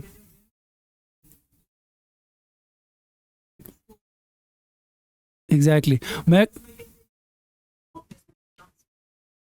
मॉक टेस्ट, इस बार क्या हुआ ना, मेरे ऑप्शनल में मॉक टेस्ट में दे ही नहीं रहे थे number, they used to give me 180 190 200, but मुझे पता था इतने सालों की एक्सपीरियंस ये मैटर नहीं करता। प्रीलिम्स में विजन का जब भी मैं टेस्ट देता था I used to score 90 100 90 to 100, but फिर फाइनल में 110 भी आते थे इतने मुश्किल पेपर में। ज़रूरी है, बहुत ज़रूरी है, लेकिन उससे ज़्यादा इंपॉर्टेंट है PYQs, प्रीवियस ईयर क्वेश्चन आपने किए हैं, इस साल कर रहे हो ना, now you will be in a better position. अब PYQs को क्या करना है ना, डू 20। हाँ, अगर आपको डर है ना, इट मीन्स आपकी हार्डवर्क उतनी, मतलब आपने उतनी ज़्यादा क्वेश्चन नहीं किया है, आपने रिवाइज उतना ज़्यादा नहीं किया है, वो डर नहीं रहना चाहिए फिर। अब तो चलो ठीक है, जितना हो सके अभी करो, लेकिन मैं अगले साल की बात कर रहा हूँ, जब आप प्रीलिम्स को का डर हटाने के लिए और अपनी नॉलेज बेस, अपना कंटेंट या so called risk taking ability बढ़ाने के लिए, there is no shortcut except revising your sources multiple times, same sources, and PYQs के 25 साल के करो। मैं तो कहता हूँ 25 करो प्रॉपर। कुछ लोग बोलेंगे यार 5-10 साल से भी हो जाता है, बट मार्केट की टेस्ट सीरीज भी इंपॉर्टेंट है। 25 टेस्ट, 30 टेस्ट उसके हो गए, 25 ये हो गए, कितने हो गए? 55 टेस्ट, कितने सवाल हो गए वो? 5,500।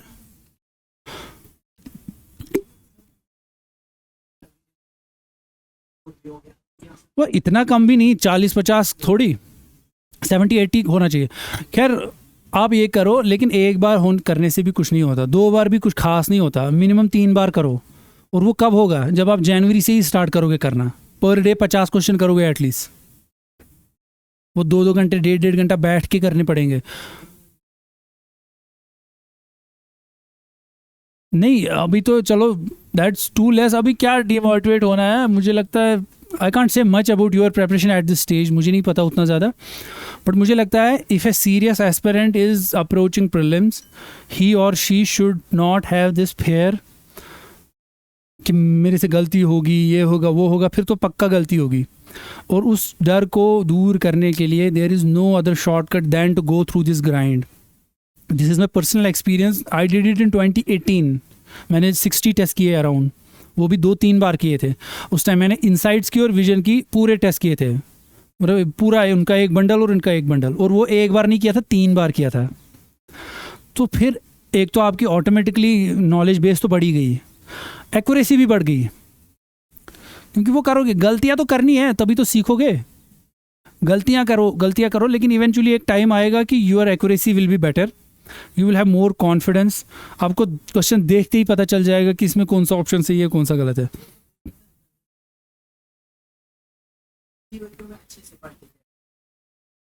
गारंटी चाहिए इस बंदे को। देखो मुझे लग रहा है जिस हिसाब की आपकी प्रिपरेशन है ना इस लेवल पे, और जिस आप बोल रहे हो 40 नंबर, तो you are not ready for prelims, to be very honest. फिर ये इट्स योर डिस्क्रिप्शन, अगर आप देना चाहते हो you can go for it, but मुझे लगता है कि ये होना नहीं चाहिए एट दिस स्टेज। हाँ, अगर आपको लगता है यू कैन गिव इट थोड़ा वो, तो दे दो, कोई इशू नहीं है। बट हाँ, प्रीवियस ईयर क्वेश्चंस के 25 टेस्ट कर लो, और एक अच्छी सी टेस्ट सीरीज मार्केट से लाओ। वो जो 50-60 टेस्ट है ना, उनको अच्छे से करो, 2-3 बार करो, बेसिक रिवाइज करो, करंट अफेयर्स फॉलो करो। प्रीलिम्स के लिए दिस मच इज एनफ।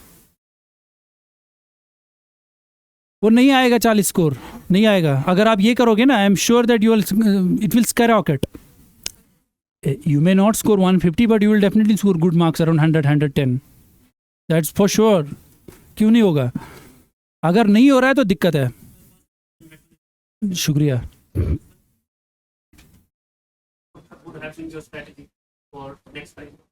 मेरी स्ट्रेटजी वही होती जो इस बार थी, अगर नहीं होता। नहीं वही है ना, क्या करते आप फिर? आपको प्लान बी भी होना चाहिए। Basics, I would have gone basics, I would not have done anything extra, because मुझे इतना पता है पक्का कि जिनका एक और दो आइटम में हो जाता है, what they are doing is they are sticking to basics, they are doing the same sources multiple times. मैं फिर ज़्यादा शायद रिविजन बढ़ा देता अपने प्रीलिम्स के लिए, और ज़्यादा अच्छे से सीरियसनेस के साथ क्वेश्चन करता, MCQs और ज़्यादा करता, बार बार करता. समझ रहे हो? मेंस की मैं अगर रुक जाता तो नोट्स को थोड़ा एनरिच करके और ज़्यादा आंसर राइटिंग करता. समझ रहे हो? वो चीज़ करता. यही है और क्या. मेंस के लिए आपको पता है हर एक चीज़ के नोट्स होने चाहिए, उसको रिवाइज करना है और टेस्ट लिखना है. अब जितने ज़्यादा रिवाइज करोगे, जितने ज़्यादा टेस्ट लिखोगे, उतना ज़्यादा you will be comfortable. Prelims का फंडा है, जितने ज़्यादा MCQ और जितने ज़्यादा रिवीजन करोगे उतना अच्छा है.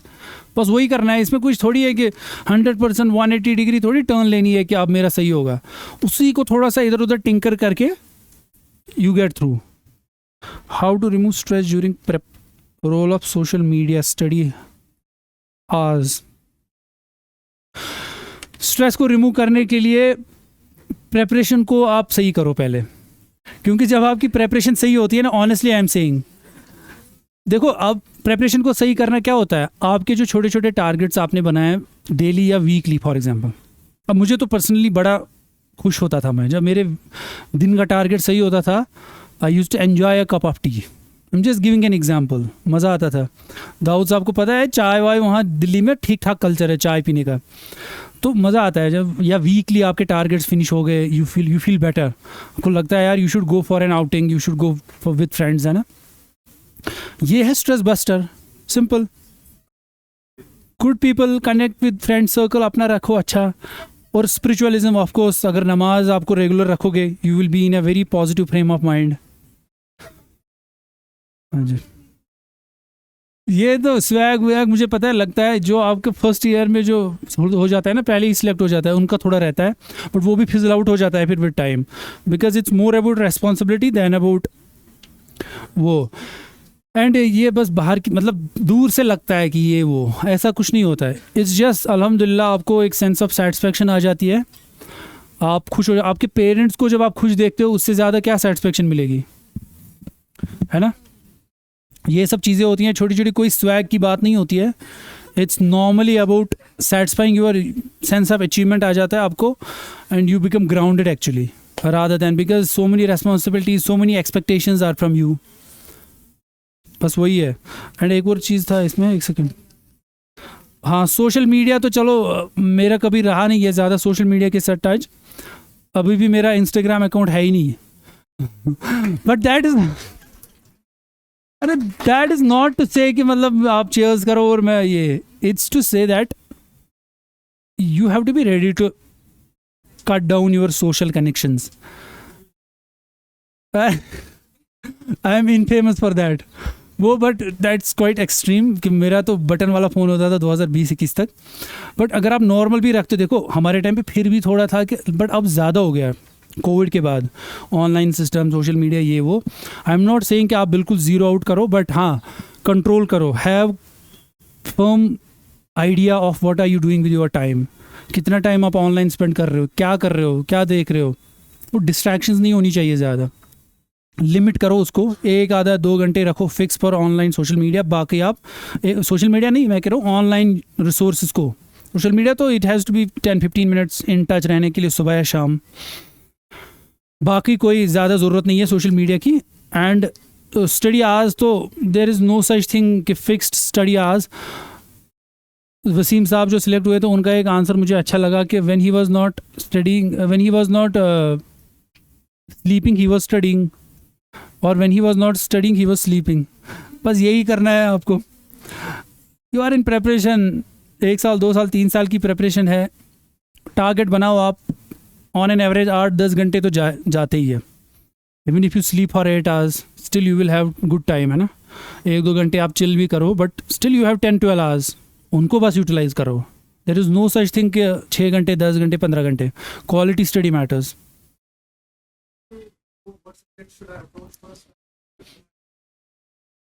आप MBBS कर रहे हो सेकंड ईयर, आपका तो ऑलरेडी हेक्टिक स्केड्यूल होगा वहाँ पे. देखो आपका 5 साल का कोर्स है ना. आई डोंट थिंक कि सेकंड और थर्ड ईयर में you need to take that stress. हाँ, जब आप फाइनल ईयर में अपेयर हो जाओगे ना फाइनल के टाइम पे, उस टाइम पे you can definitely spare more time. अभी आप सिर्फ ये करो कि न्यूज़पेपर पढ़ना स्टार्ट करो। Are you doing that? हाँ, मतलब चलो थर्ड ईयर में ही डू वन थिंग कि न्यूज़पेपर्स रीड करना आज से ही स्टार्ट करो। एक घंटा उसके लिए स्पेयर करो, आप सिर्फ न्यूज़पेपर पढ़ो। जब आपको थर्ड ईयर में टाइम मिलेगा ना, उस टाइम स्टार्ट रीडिंग NCERTs 9, 10, 11, 12 हर एक सब्जेक्ट की ना। Polity, history, art and culture, geography, environment, जो भी सारे सब्जेक्ट है ना, इनकी NCERTs बाय हार्ट कर लो, 2-3 बार कर लो। 1 साल का टाइम है ना आपके पास, 3 बार कर लो इनको। न्यूज़पेपर रेगुलर करो। By the end of third year अगर आप इतना भी कर लेते हो ना, you are on right track. फिर जब आप हो जाएगा आपका MBBS, फिर आपको वही 6 महीना 1 साल निकालना है डेडिकेटेड। आपकी बेस ऑलरेडी बन चुकी होगी। फिर आपको वो है कि जो मैं बोल रहा था अभी, फिर आपको नोट्स बनाने हैं, उस टाइम थोड़ी सेकेंडरी बुक्स जो है वो पढ़नी है। अभी don't get boxed into this. You are doing a good course, उस पर भी फोकस ठीक ठाक करना है, क्योंकि क्या पता है ना, आपको ऑप्शनल फिर यही रखना है मेडिकल साइंस, तो इसको अच्छे से करना पड़ेगा। And medical science is a good optional. मेरे कुछ फ्रेंड्स रहे हैं and they score 260, 270 which is a very good score in optional. उसकी वजह से उनकी सिलेक्शन भी हुई है। तो do take it very seriously, आपका ग्रेजुएशन वाला सब्जेक्ट, ठीक है। You are automatically preparing. आपका तो ज़्यादा एडवांटेज है कि आप ऑप्शनल का आपका टेंशन नहीं है, यू आर ऑन ट्रैक। उसको अच्छे से करो, आपका ऑप्शनल कवर है। GS के लिए ये करो जो मैंने बोला है फ़िलहाल, बस। जब फाइनल ईयर में आओगे फिर बाद में फिर डेडिकेटेड 1 साल का स्ट्रैटेजी बना के वो करना। आप यहाँ कोर्स कर रहे हो क्लासेस, बस बेस्ट है, यहीं पे है। गाइडेंस मेंटरशिप क्या होती है, सबको ब्रॉडर गाइडलाइंस पता चल गई, सोर्सेज पता है आपको बस, लेकिन आपको अब इम्प्लीमेंट करना है और रिलीजियसली इम्प्लीमेंट करना है। सिर्फ टॉपर्स टॉक सुन के मतलब वो नहीं होगा, इसको इम्प्लीमेंट करना है। हाँ, ये इनका भी क्वेश्चन है कि what can be the strategy for aspirant during college, ये sorry coaching time period. I understand आपके जो 4-5 घंटे का कोचिंग टाइम होता है ना, इसमें थोड़ा इसको हेक्टिक होता है, इसको कैरी ऑन करना, जो आपकी अपनी वो है। बट चलो, since you are attending classes and all, आप कोशिश करो, टाइम निकालो, NCERT आप पैरेलली रखो। Irrespective of whatever you are teaching, जो सब्जेक्ट यहाँ पढ़ा रहा है उसी की NCERT आप साथ साथ पढ़ो, ठीक है, ताकि आपको अपना भी थोड़ा कॉन्सेप्ट और ज़्यादा ब्रॉडर अंडरस्टैंडिंग उसकी हो जाए, ठीक है। सिर्फ फैक्चुअल चीज़ें और बिट्स एंड पीसेस में थोड़ी प्रिपरेशन होगी। जब तक आपको वो पूरी पिक्चर नहीं मिलेगी ना, you will not be able to have that confidence. Polity पढ़ रहे हो, उसकी NCERT 11th-12th की करो साथ साथ। हाँ, उसको पैरेलली साथ साथ अपने हिसाब से भी करो। ये जो यहाँ पढ़ रहे हो ये तो पढ़ ही रहे हो, फिर आप once in 10 days एक रिवीजन का एक दिन रख लो, जहाँ आप इसका रिवीजन करो उसका। अब तो because you are in active coaching, आपकी स्ट्रेटजी फिलहाल यही होनी चाहिए कि पैरेलली आपको वो प्रोसेस करना है जो मैंने बोला। अगर आप वो नहीं करोगे, you will be like, you will have confidence issues when prelims will be nearing. आपको दिक्कत आएगी, मेंस कुछ ना कुछ रह जाएगा। बेटर है कि आप अभी से अपने टाइम को बहुत अच्छे से यूटिलाइज़ करो। जितना भी आपको टाइम बचता है उसमें आप NCERTs करो, फिर जो स्टैंडर्ड बुक एक है हर एक सब्जेक्ट की उसको करो। फिर जब 2-3-4 महीने हो जाएंगे ना, स्टार्ट मेकिंग नोट्स। दिक्कत आ रही है, तहलील सर से पूछो, और भी जितने भी यहाँ फैकल्टी मेंबर्स हैं उनको नोट्स दिखाओ अपने, सर ये टॉपिक है, इसको मैं ऐसे करना चाहता हूँ, आप बताओ मुझे क्या लिखना चाहिए क्या नहीं लिखना चाहिए। मेंस की बात कर रहा हूँ, प्रीलिम्स में तो बस इसी चीज़ को रिवाइज करना है। ऑप्शनल डिसाइड नहीं किया अभी, कौन सा ऑप्शनल है? ज्योग्राफी, अच्छा ऑप्शनल है। एंड उसमें क्या है, ज्योग्राफी वाले ही ज़्यादा बेटर गाइड कर पाएंगे।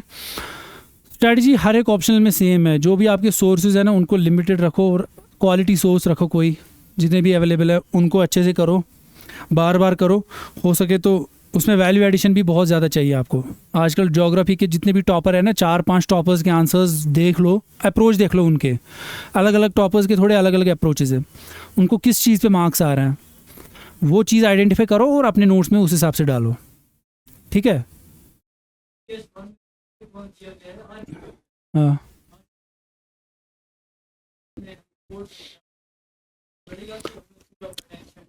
देखो GS, हाँ GS की जब आप तैयारी करते हो ना मेंस की, आप पेपर वाइज करते हो, क्योंकि अल्टीमेटली एक पेपर आएगा 250 नंबर का, उसमें कुछ एरियाज़ होते हैं जो स्कोरिंग होते हैं, कुछ एरियाज़ होते हैं जहाँ आपको बस मैनेज करना है। जैसे GS1 है, उसमें ज्योग्राफी वाला जो पोर्शन है वो थोड़ा डिटेल दिया हुआ है तो वो स्कोरिंग है, और जो उसमें सोसाइटी वाला जो वो पोर्शन है, इंडियन ग्लोबलाइजेशन वगैरह, वुमेन पावर, हाँ वो वाला पोर्शन बड़ा स्कोरिंग है। उसको अपने नोट्स उन 2 पोर्शंस का ठीक ठाक रखो नोट्स आप, लेटेस्ट अच्छे। हाँ, हिस्ट्री आर्ट एंड कल्चर का क्या है ना, मेंस का उसमें जो प्रीलिम्स की आपकी नॉलेज है ठीक ठाक, अगर आपने प्रीलिम्स क्लियर किया है तो automatically you will have something to write on each and every topic. मैंने पर्सनली नोट्स नहीं बनाए थे उसके, यू कैन। उसमें क्या है ना, प्रीवियस ईयर क्वेश्चंस अगर आप 5 साल के देखोगे आर्ट एंड कल्चर और हिस्ट्री के, आपको आइडिया लग जाएगा कि किस चीज़ पे ये ज़्यादा फोकस कर रहे हैं। एक तो टेम्पल आर्किटेक्चर पे फोकस कर रहे हैं, तो मतलब आपको टेम्पल आर्किटेक्चर अगर आप तैयार करोगे, गुड। सूफीज़म मिडीवल जो है ना, भक्ति मूवमेंट, सूफी, ये वो, उस पर वो क्वेश्चन आते हैं, उसको थोड़ा अच्छे से करो। हाँ हाँ हाँ, वो बहुत इंपॉर्टेंट है टू आइडेंटिफाई द थीम्स, क्योंकि जैसे आपने कहा बड़ा वास्ट है, तो PYQ से आपको एटलीस्ट इतना तो पता चलेगा ना कि किस एरिया पे मैं फोकस करूं। रिस्क लेना ही नहीं है। देखो कोई भी क्वेश्चन आए आर्ट एंड कल्चर पे, you will have something to write if you have reach that stage. For example Vijayanagar empire पे आ गया, आपके पास अगर नहीं है नोट्स, फिर भी यू विल हैव प्रीलिम्स के बेसिस पे आइडिया कि विजयनगर में कौन था और उनकी बेसिक हम्पी वम्पी ये वो बेसिक आइडिया तो होगा, व्हील का ये वो, तो वो लिखना है and you will get normal marks in that. But at least जो आपके दूसरे 2 सेक्शन है वो तैयार है आपके, उनको अच्छे से करके overall you will get good marks in GS1। ठीक है,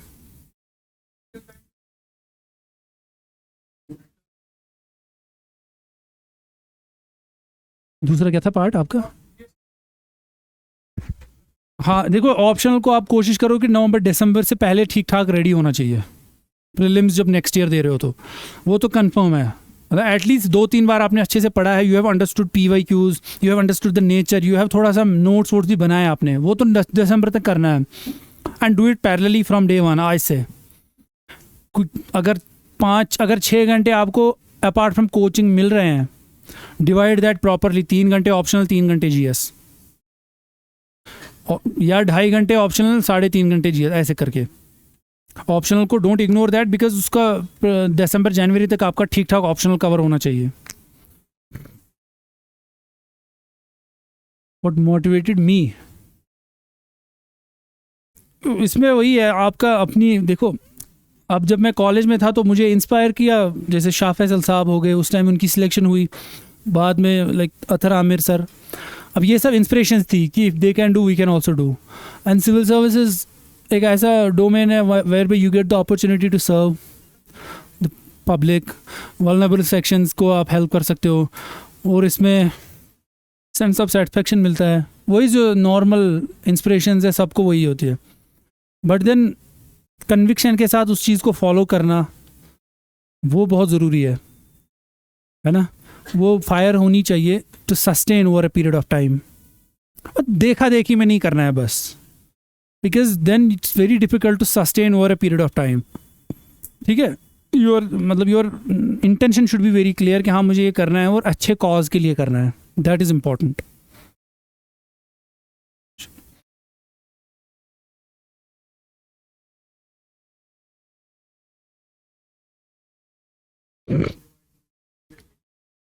बिल्कुल, अगर मैं फ्रेशर हूँ ना और मैं स्टार्ट कर रहा हूँ फॉर एग्जांपल, तो आई विल हैव, जैसे मई जून जुलाई हो गया ना, जुलाई तक मैं सिर्फ कुछ नहीं, कोई पेन वेन नहीं उठाऊंगा, कोई नोट नहीं बनाऊंगा, सिर्फ I will understand the exam, syllabus को अच्छे से देखूंगा 10 बार, मेंस के, प्रीलिम्स के, PYQs को भी देखूंगा, मेंस के 5 साल के देखूंगा, हर एक सब्जेक्ट के, ऑप्शनल के भी देखूंगा, and I will read NCERTs।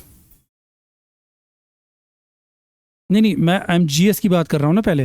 वो पूरा दिन आपके पास है ना, अब ऑप्शनल करूँगा मैं, GS करूँगा, साथ में मैं ऑप्शनल तो पक्का करना है, ऑप्शनल एक्चुअली स्टार्ट करना है, क्योंकि जनवरी के बाद भी you will continue with GS for prelims, but optional तो यू हैव टू स्टॉप। तो ऑप्शनल का टाइम तो मैनेज करना है साथ में। 2 घंटे 3 घंटे में तो मेरी स्ट्रेटजी हमेशा यही रहती थी कि दिसंबर 3 घंटे मुझे देने हैं ऑप्शनल को पर डे, चाहे उसकी क्लासेस कर रहा हूँ या उसके अपने रिवाइज कर रहा हूँ या उसके नोट्स बना रहा हूँ, it can be anything, but 3 hours for optional. तो ये टारगेट रहेगा कि पैरेलली ऑप्शनल भी नवंबर दिसंबर तक हो जाना चाहिए विद नोट्स वोट्स।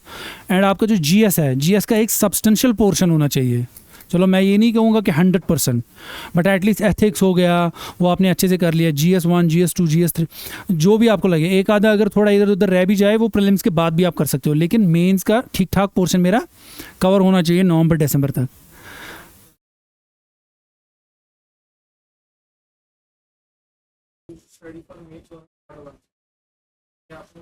हाँ देखो, अगर आपको 4 जो सिलेक्ट हुए हैं ना उनसे मिलोगे, वो अलग अलग थोड़ा बताएंगे। There is no universal set formula. What is universal is, जो मैंने कहा है ये आपको 90% बंदे कहेंगे कि NCERT करना है, न्यूज़पेपर करना है। और मैं तो ब्रॉड गाइडलाइन दे रहा हूँ ना, आई हैव नॉट इवन सेड कि कैसे करना है। मतलब मैंने तो नहीं किया ऐसे मॉडल आंसर से, नहीं किया मैंने कभी। मॉडल आंसर्स मैंने ऑप्शनल के लिए नो डाउट किए थे इस बार थोड़े से। लास्ट 5 ईयर्स के जो UPSC ने पूछा था PSIR का, उसको मैंने किया था, वो that was quite helpful. GS में भी I think some people are recommending this strategy and it is quite helpful कि आप टॉपिक वाइज कोई आप मॉडल आंसर से ही अपना कंटेंट निकालते हो। जो आप टॉपिक पढ़ रहे हो, फॉर एग्जाम्पल कॉर्पोरेट गवर्नेंस एक टॉपिक है GS4 में। अब रादर दैन स्टडिंग उसका कंटेंट कहीं पे topic, it's better to go for ethics के जो मॉडल आंसर्स है, उसके जो कॉर्पोरेट गवर्नेंस के क्वेश्चंस है, 3 या 4 क्वेश्चन सिर्फ कॉर्पोरेट गवर्नेंस के, वो जो 4 आंसर है उसी से आप अपना पढ़ के उसका अपना कंटेंट निकालो और लिखो। उसमें एक अच्छी सी डेफिनेशन भी होगी आपके पास, उसमें एग्जांपल्स भी होंगी, उसमें अच्छी टर्मिनोलॉजी भी होगी, उसमें एक वे फॉरवर्ड भी होंगे, चैलेंजेस भी होगा, सब होगा। और उसी फॉर्मेट में आपको अपने नोट्स बनाने हैं, जैसे आप लिखते हो ना मेंस में, इंट्रो, फीचर्स, फिर चैलेंजेस, फिर वे फॉरवर्ड के सजेशंस, ये आप रखो। I think that's a quite smart way of doing it. वो वैसे भी कर सकते हो, दैट्स ऑल्सो गुड।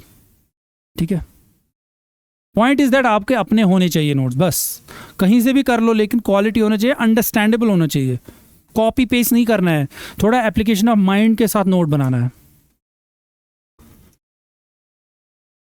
आपको इंग्लिश पे ठीक ठाक जोर देना है, उसकी एक्यूरेसी बढ़ानी है। और जो रीजनिंग वाला सेक्शन है, एप्टीट्यूड चलो क्वांट वांट थोड़ा छोड़ दो, वो तो मैं भी नहीं करता था। 30 क्वेश्चन तो वैसे भी आपको नहीं करने हैं, 45 क्वेश्चन करने हैं, 50 करने हैं। रीजनिंग वाला पोर्शन और आपका उस पर फोकस करो। PYQs अगेन 12-13 साल के 2013 से सारे करो, 2-3 बार करो। और जहाँ दिक्कत आ रही है रीजनिंग में, ऑनलाइन वीडियोस देख के वो कवर कर लो, वो कॉन्सेप्ट थोड़े से। ठीक है, ये हो जाएगा, it's not a big deal.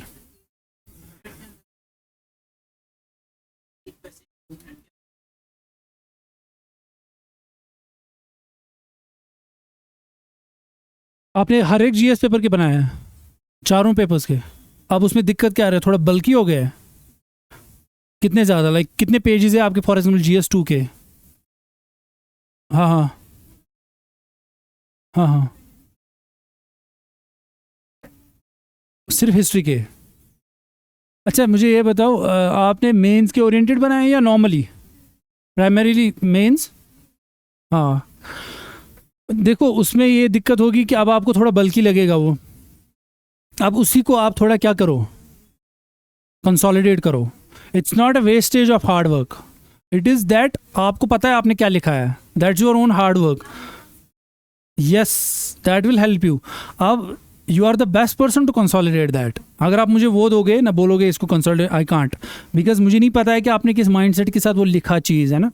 You have clarity, you know what is important in that, what is not, कितना लिखना चाहिए। अब आप टॉपर्स के आंसर्स देख रहे हो, आपको पता है कि ये चीज़ नहीं लिखनी है यार, ये डिटेल है, ये तो ऑन स्पॉट भी मैं सोच के लिख लूँगी।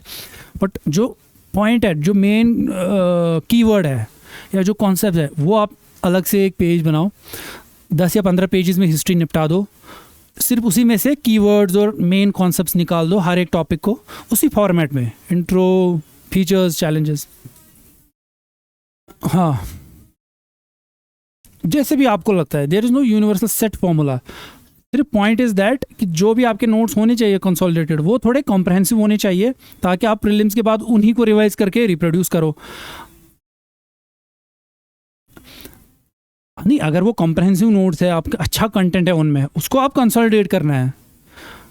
मतलब प्लस माइनस करना है। अब वो आप अपने हिसाब से देख लो, प्रीवियस ईयर क्वेश्चंस, ये सॉरी टॉपर्स के आंसर देख लो। फॉर एग्जांपल अगर आपको डाउट हो रहा है GS2 में क्या लिखना है, अब GS2 के टॉपर्स के आंसर 2-3 देख लो ये कैसा कितना कंटेंट लिखते हैं एक सवाल में, क्या क्या लिखते हैं क्या नहीं लिखते हैं। आपको ऑटोमेटिकली पता चल जाएगा कि आपके नोट्स में कितनी अननेसेसरी चीज़ें भी लिखी होंगी बहुत सारी, तो उनको कट करके जो मेन चीज़ है, मेन क्रक्स है, उसको लिखो।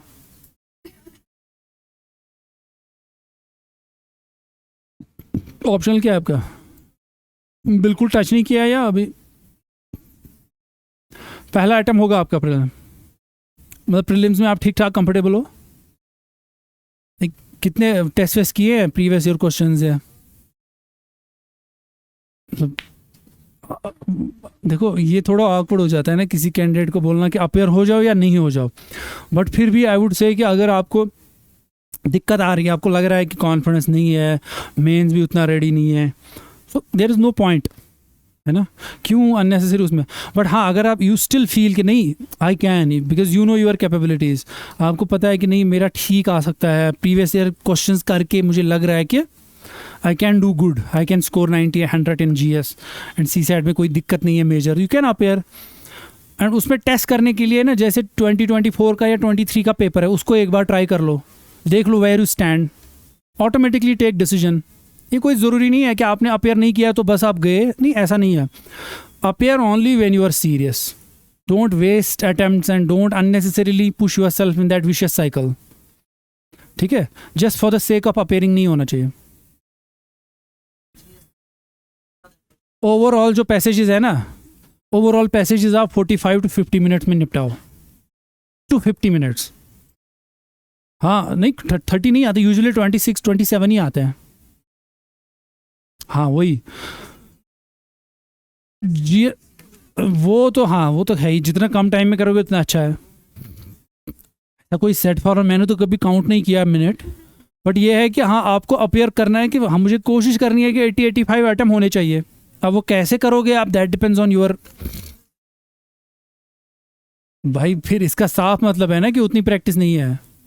आइडियली लगना नहीं चाहिए ऐसा टाइम, इतना टाइम 45 to 50 मिनट्स में आपका ये होना चाहिए पैसेज, उसके बाद इंग्लिश। हाँ हाँ very good, I think you can sit.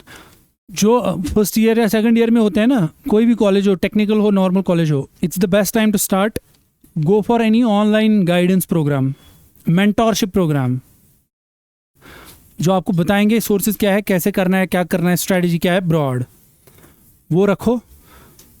Optional आपका वही एग्रीकल्चर रहेगा, very good, you have advantage कि आप जो पढ़ रहे हो वही आपका ऑप्शनल है, उसको थोड़ा स्ट्रांग करो, अच्छे से पढ़ो उसको, ऑनलाइन गाइडेंस लो, रिसोर्सेज यही है, NCERTs एक ही बुक है हर एक सब्जेक्ट की, वो बार बार करो। By the end of your college you should be done away with that at least thrice, ताकि आपकी फाउंडेशन बहुत स्ट्रांग हो।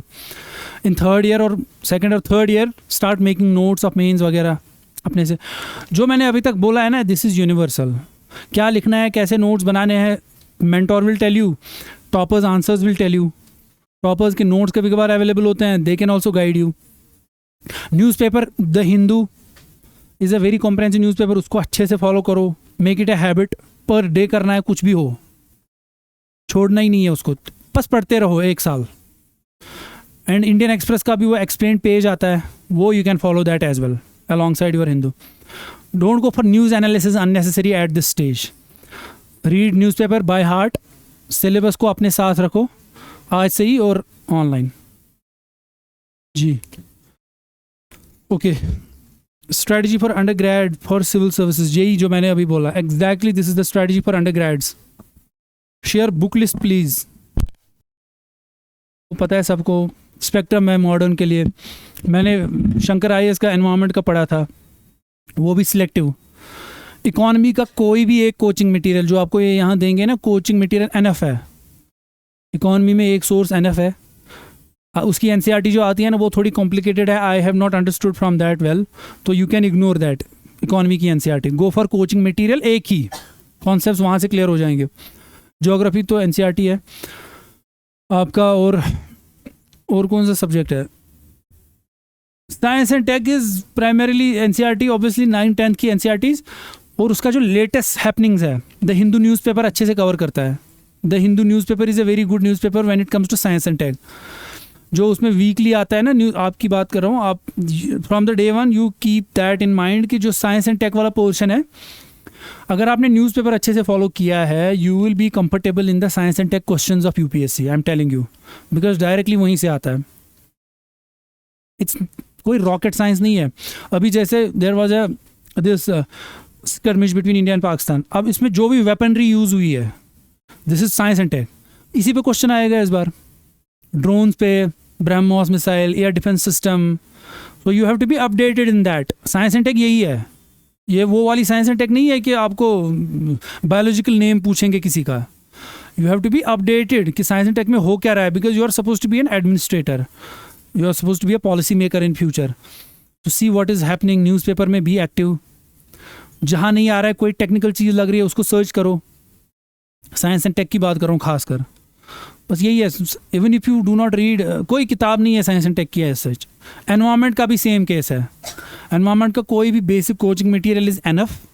उसके बाद जो न्यूज़ में चल रहा है, खासकर न्यूज़पेपर 1 साल 1.5 साल का, जो एनवायरनमेंट की न्यूज़ आ रही है, वो आप उसके आप नोट्स बना सकते हो, उसको आप फॉलो कर सकते हो, उसको मैप पे देख सकते हो. ये एक्टिव, दोनों सब्जेक्ट्स में आपको थोड़ी एक्टिव लर्निंग करनी है.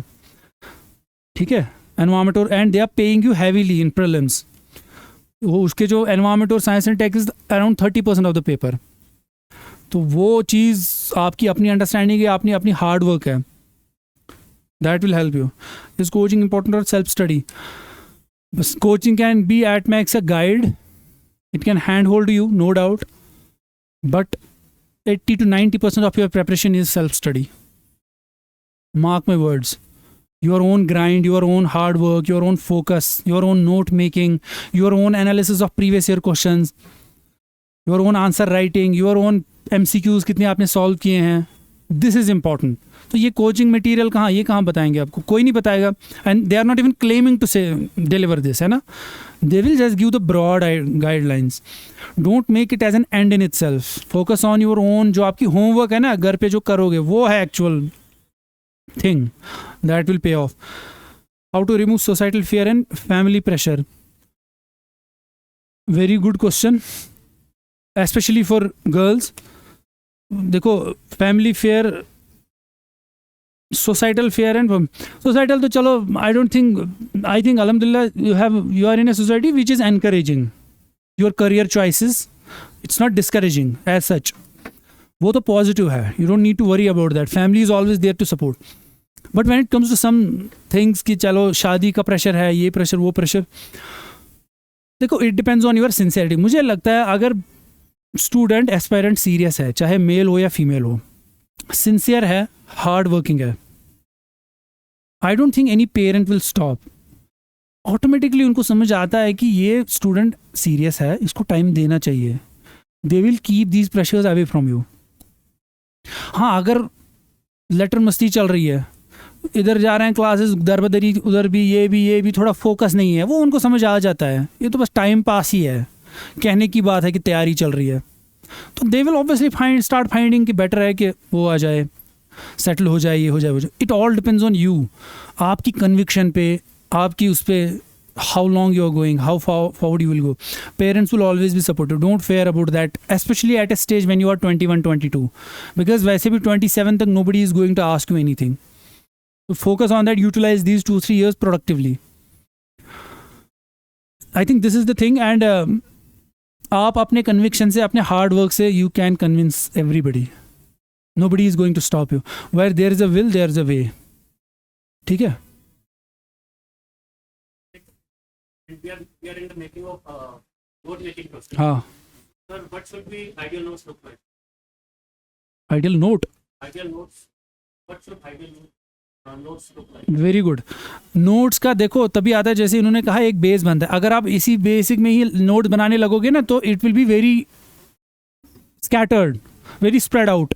उनका कोई ज़्यादा फ़ायदा होगा नहीं. नोट्स आप तभी बनाओ, जैसे इनका भी सवाल था, नोट्स पहले दिन से नहीं बनाने हैं.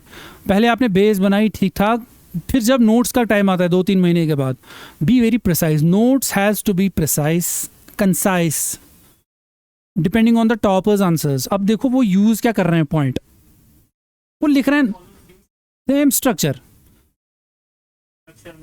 इंट्रोडक्शन तो हो गई, जो आप फिर कंटेंट लिखते हो उसमें आप पॉइंट लिखते हो, आप एग्जाम्पल के थ्रू उसको एक्सप्लेन करो. पॉइंट को जस्ट ओपन एंडेड मत छोड़ो, वो आपका उसमें होना चाहिए. और बी प्रिसाइज, एक कीवर्ड्स आप यूज़ करो नोट्स में. कीवर्ड्स लिखो, उसके एग्जाम्पल लिखो, फैक्ट लिखो, डेटा लिखो. ये आपके नोट्स बड़े होने चाहिए इन सब चीज़ों से, बट एक स्ट्रक्चर्ड मैनर में. ठीक है. और डिटेल और पैराग्राफ्स नहीं लिखने हैं नोट्स में, because note has to be revised after prelims again and again and again. तो अगर ज़्यादा बल्कि बनाओगे देयर इज़ नो पॉइंट. ठीक है. वो एनालिसिस करके नोट्स को शार्पन करो. ठीक है. कंसिस्टेंसी इन प्रिपरेशन, देखो इट्स क्वाइट नेचुरल, बीच बीच में लोज आते हैं, वन फील्स की यार ज़्यादा हो गया, सैचुरेशन आ जाती है. इट्स बेटर यही है कि आप रियलिस्टिक टारगेट्स रखो. Be very very realistic. जो आपके दिन की कैपेसिटी है 8 घंटे 7 घंटे, उसी के हिसाब से बनाओ, ताकि आप वो अचीव कर पाओ और आप खुश हो जाओ नेक्स्ट दिन के लिए, थोड़ा रिजुविनेट होके आ जाओ. Plus take breaks in between, छोटी छोटी breaks to motivate yourself. Sunday half day पूरा ऑफ ले लिया, और बाहर जाओ, थोड़ा रिलैक्स करो. ठीक है. बीच में कभी मन नहीं करता पढ़ने का, ठीक है एक दिन ऑफ ले लो, कोई दिक्कत नहीं, but don't make it a habit. 2-3 दिन 4 दिन कुछ नहीं किया, डोंट डू दैट. कम पढ़ो, 4 घंटे 5 घंटे पढ़ो, but keep consistently improving, because it is a matter of 2 years 3 years. इसका एक रातों रात आपको रिजल्ट्स नहीं दिखेंगे.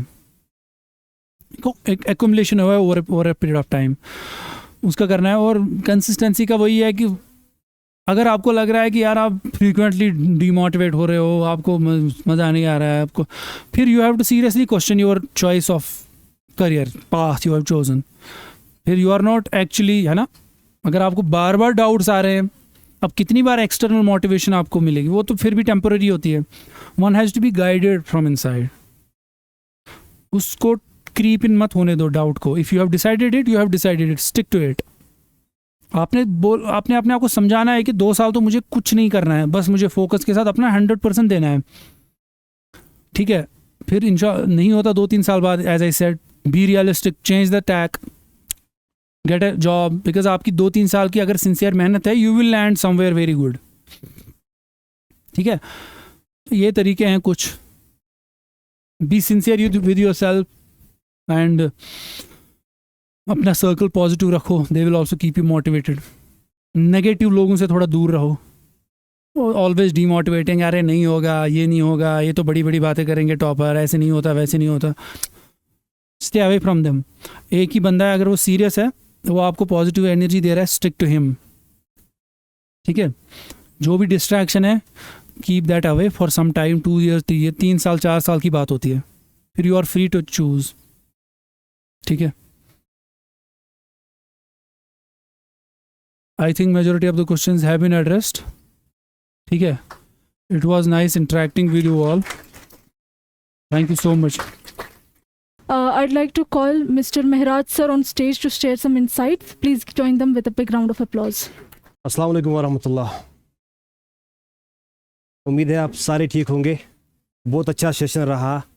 पहले तो मैं आप सबको कंग्रेचुलेशन कर रहा हूँ कि आप इस बड़े सीरियस सेशन में आ गए. मुझे लगता है ये सेशन नहीं है, आपकी लाइफ का गेम चेंजिंग सेशन होना चाहिए, क्योंकि जिस जर्नी के लिए आप निकले हो, मुझे लगता है सबसे इम्पोर्टेंट पॉइंट जो है वो है सीरियसनेस, जो सब सर ने बात की. यहाँ पे तो मैं थोड़ा सा, सर ने जो कहा, तहलील सर ने जो बताया, मुझे लगता है मैं थोड़ा उसका जो है ना क्रैक्स बताऊँगा. सबसे इम्पोर्टेंट चीज़ जो लाइफ में ये है, वो क्या है, आपका माइंड सेट इस एग्ज़ाम के लिए. अपने आप पे ट्रस्ट करना है, बिलीव करना है. अगर आपको अपनी प्रिपरेशंस पे, अपने आप पे डाउट हो रहा है, तो मुझे लगता है आपको बड़ी ईमानदारी से फिर से गोल को देखना पड़ेगा. तो ये सबसे इम्पोर्टेंट चीज़ क्या है, वो है माइंड सेट. अगर आपका पॉजिटिव माइंड सेट है, लगता है कि यार मैं कर पाऊँगा, तो उसके बाद बड़ा सिंसियर रहो, तो फिर देने वाली ज़ात तो अल्लाह है, वो देगा ही. नंबर 2 जो सर बता रहे थे, वो यही इस एग्ज़ाम के लिए है, वो है गो बैक टू बेसिक्स.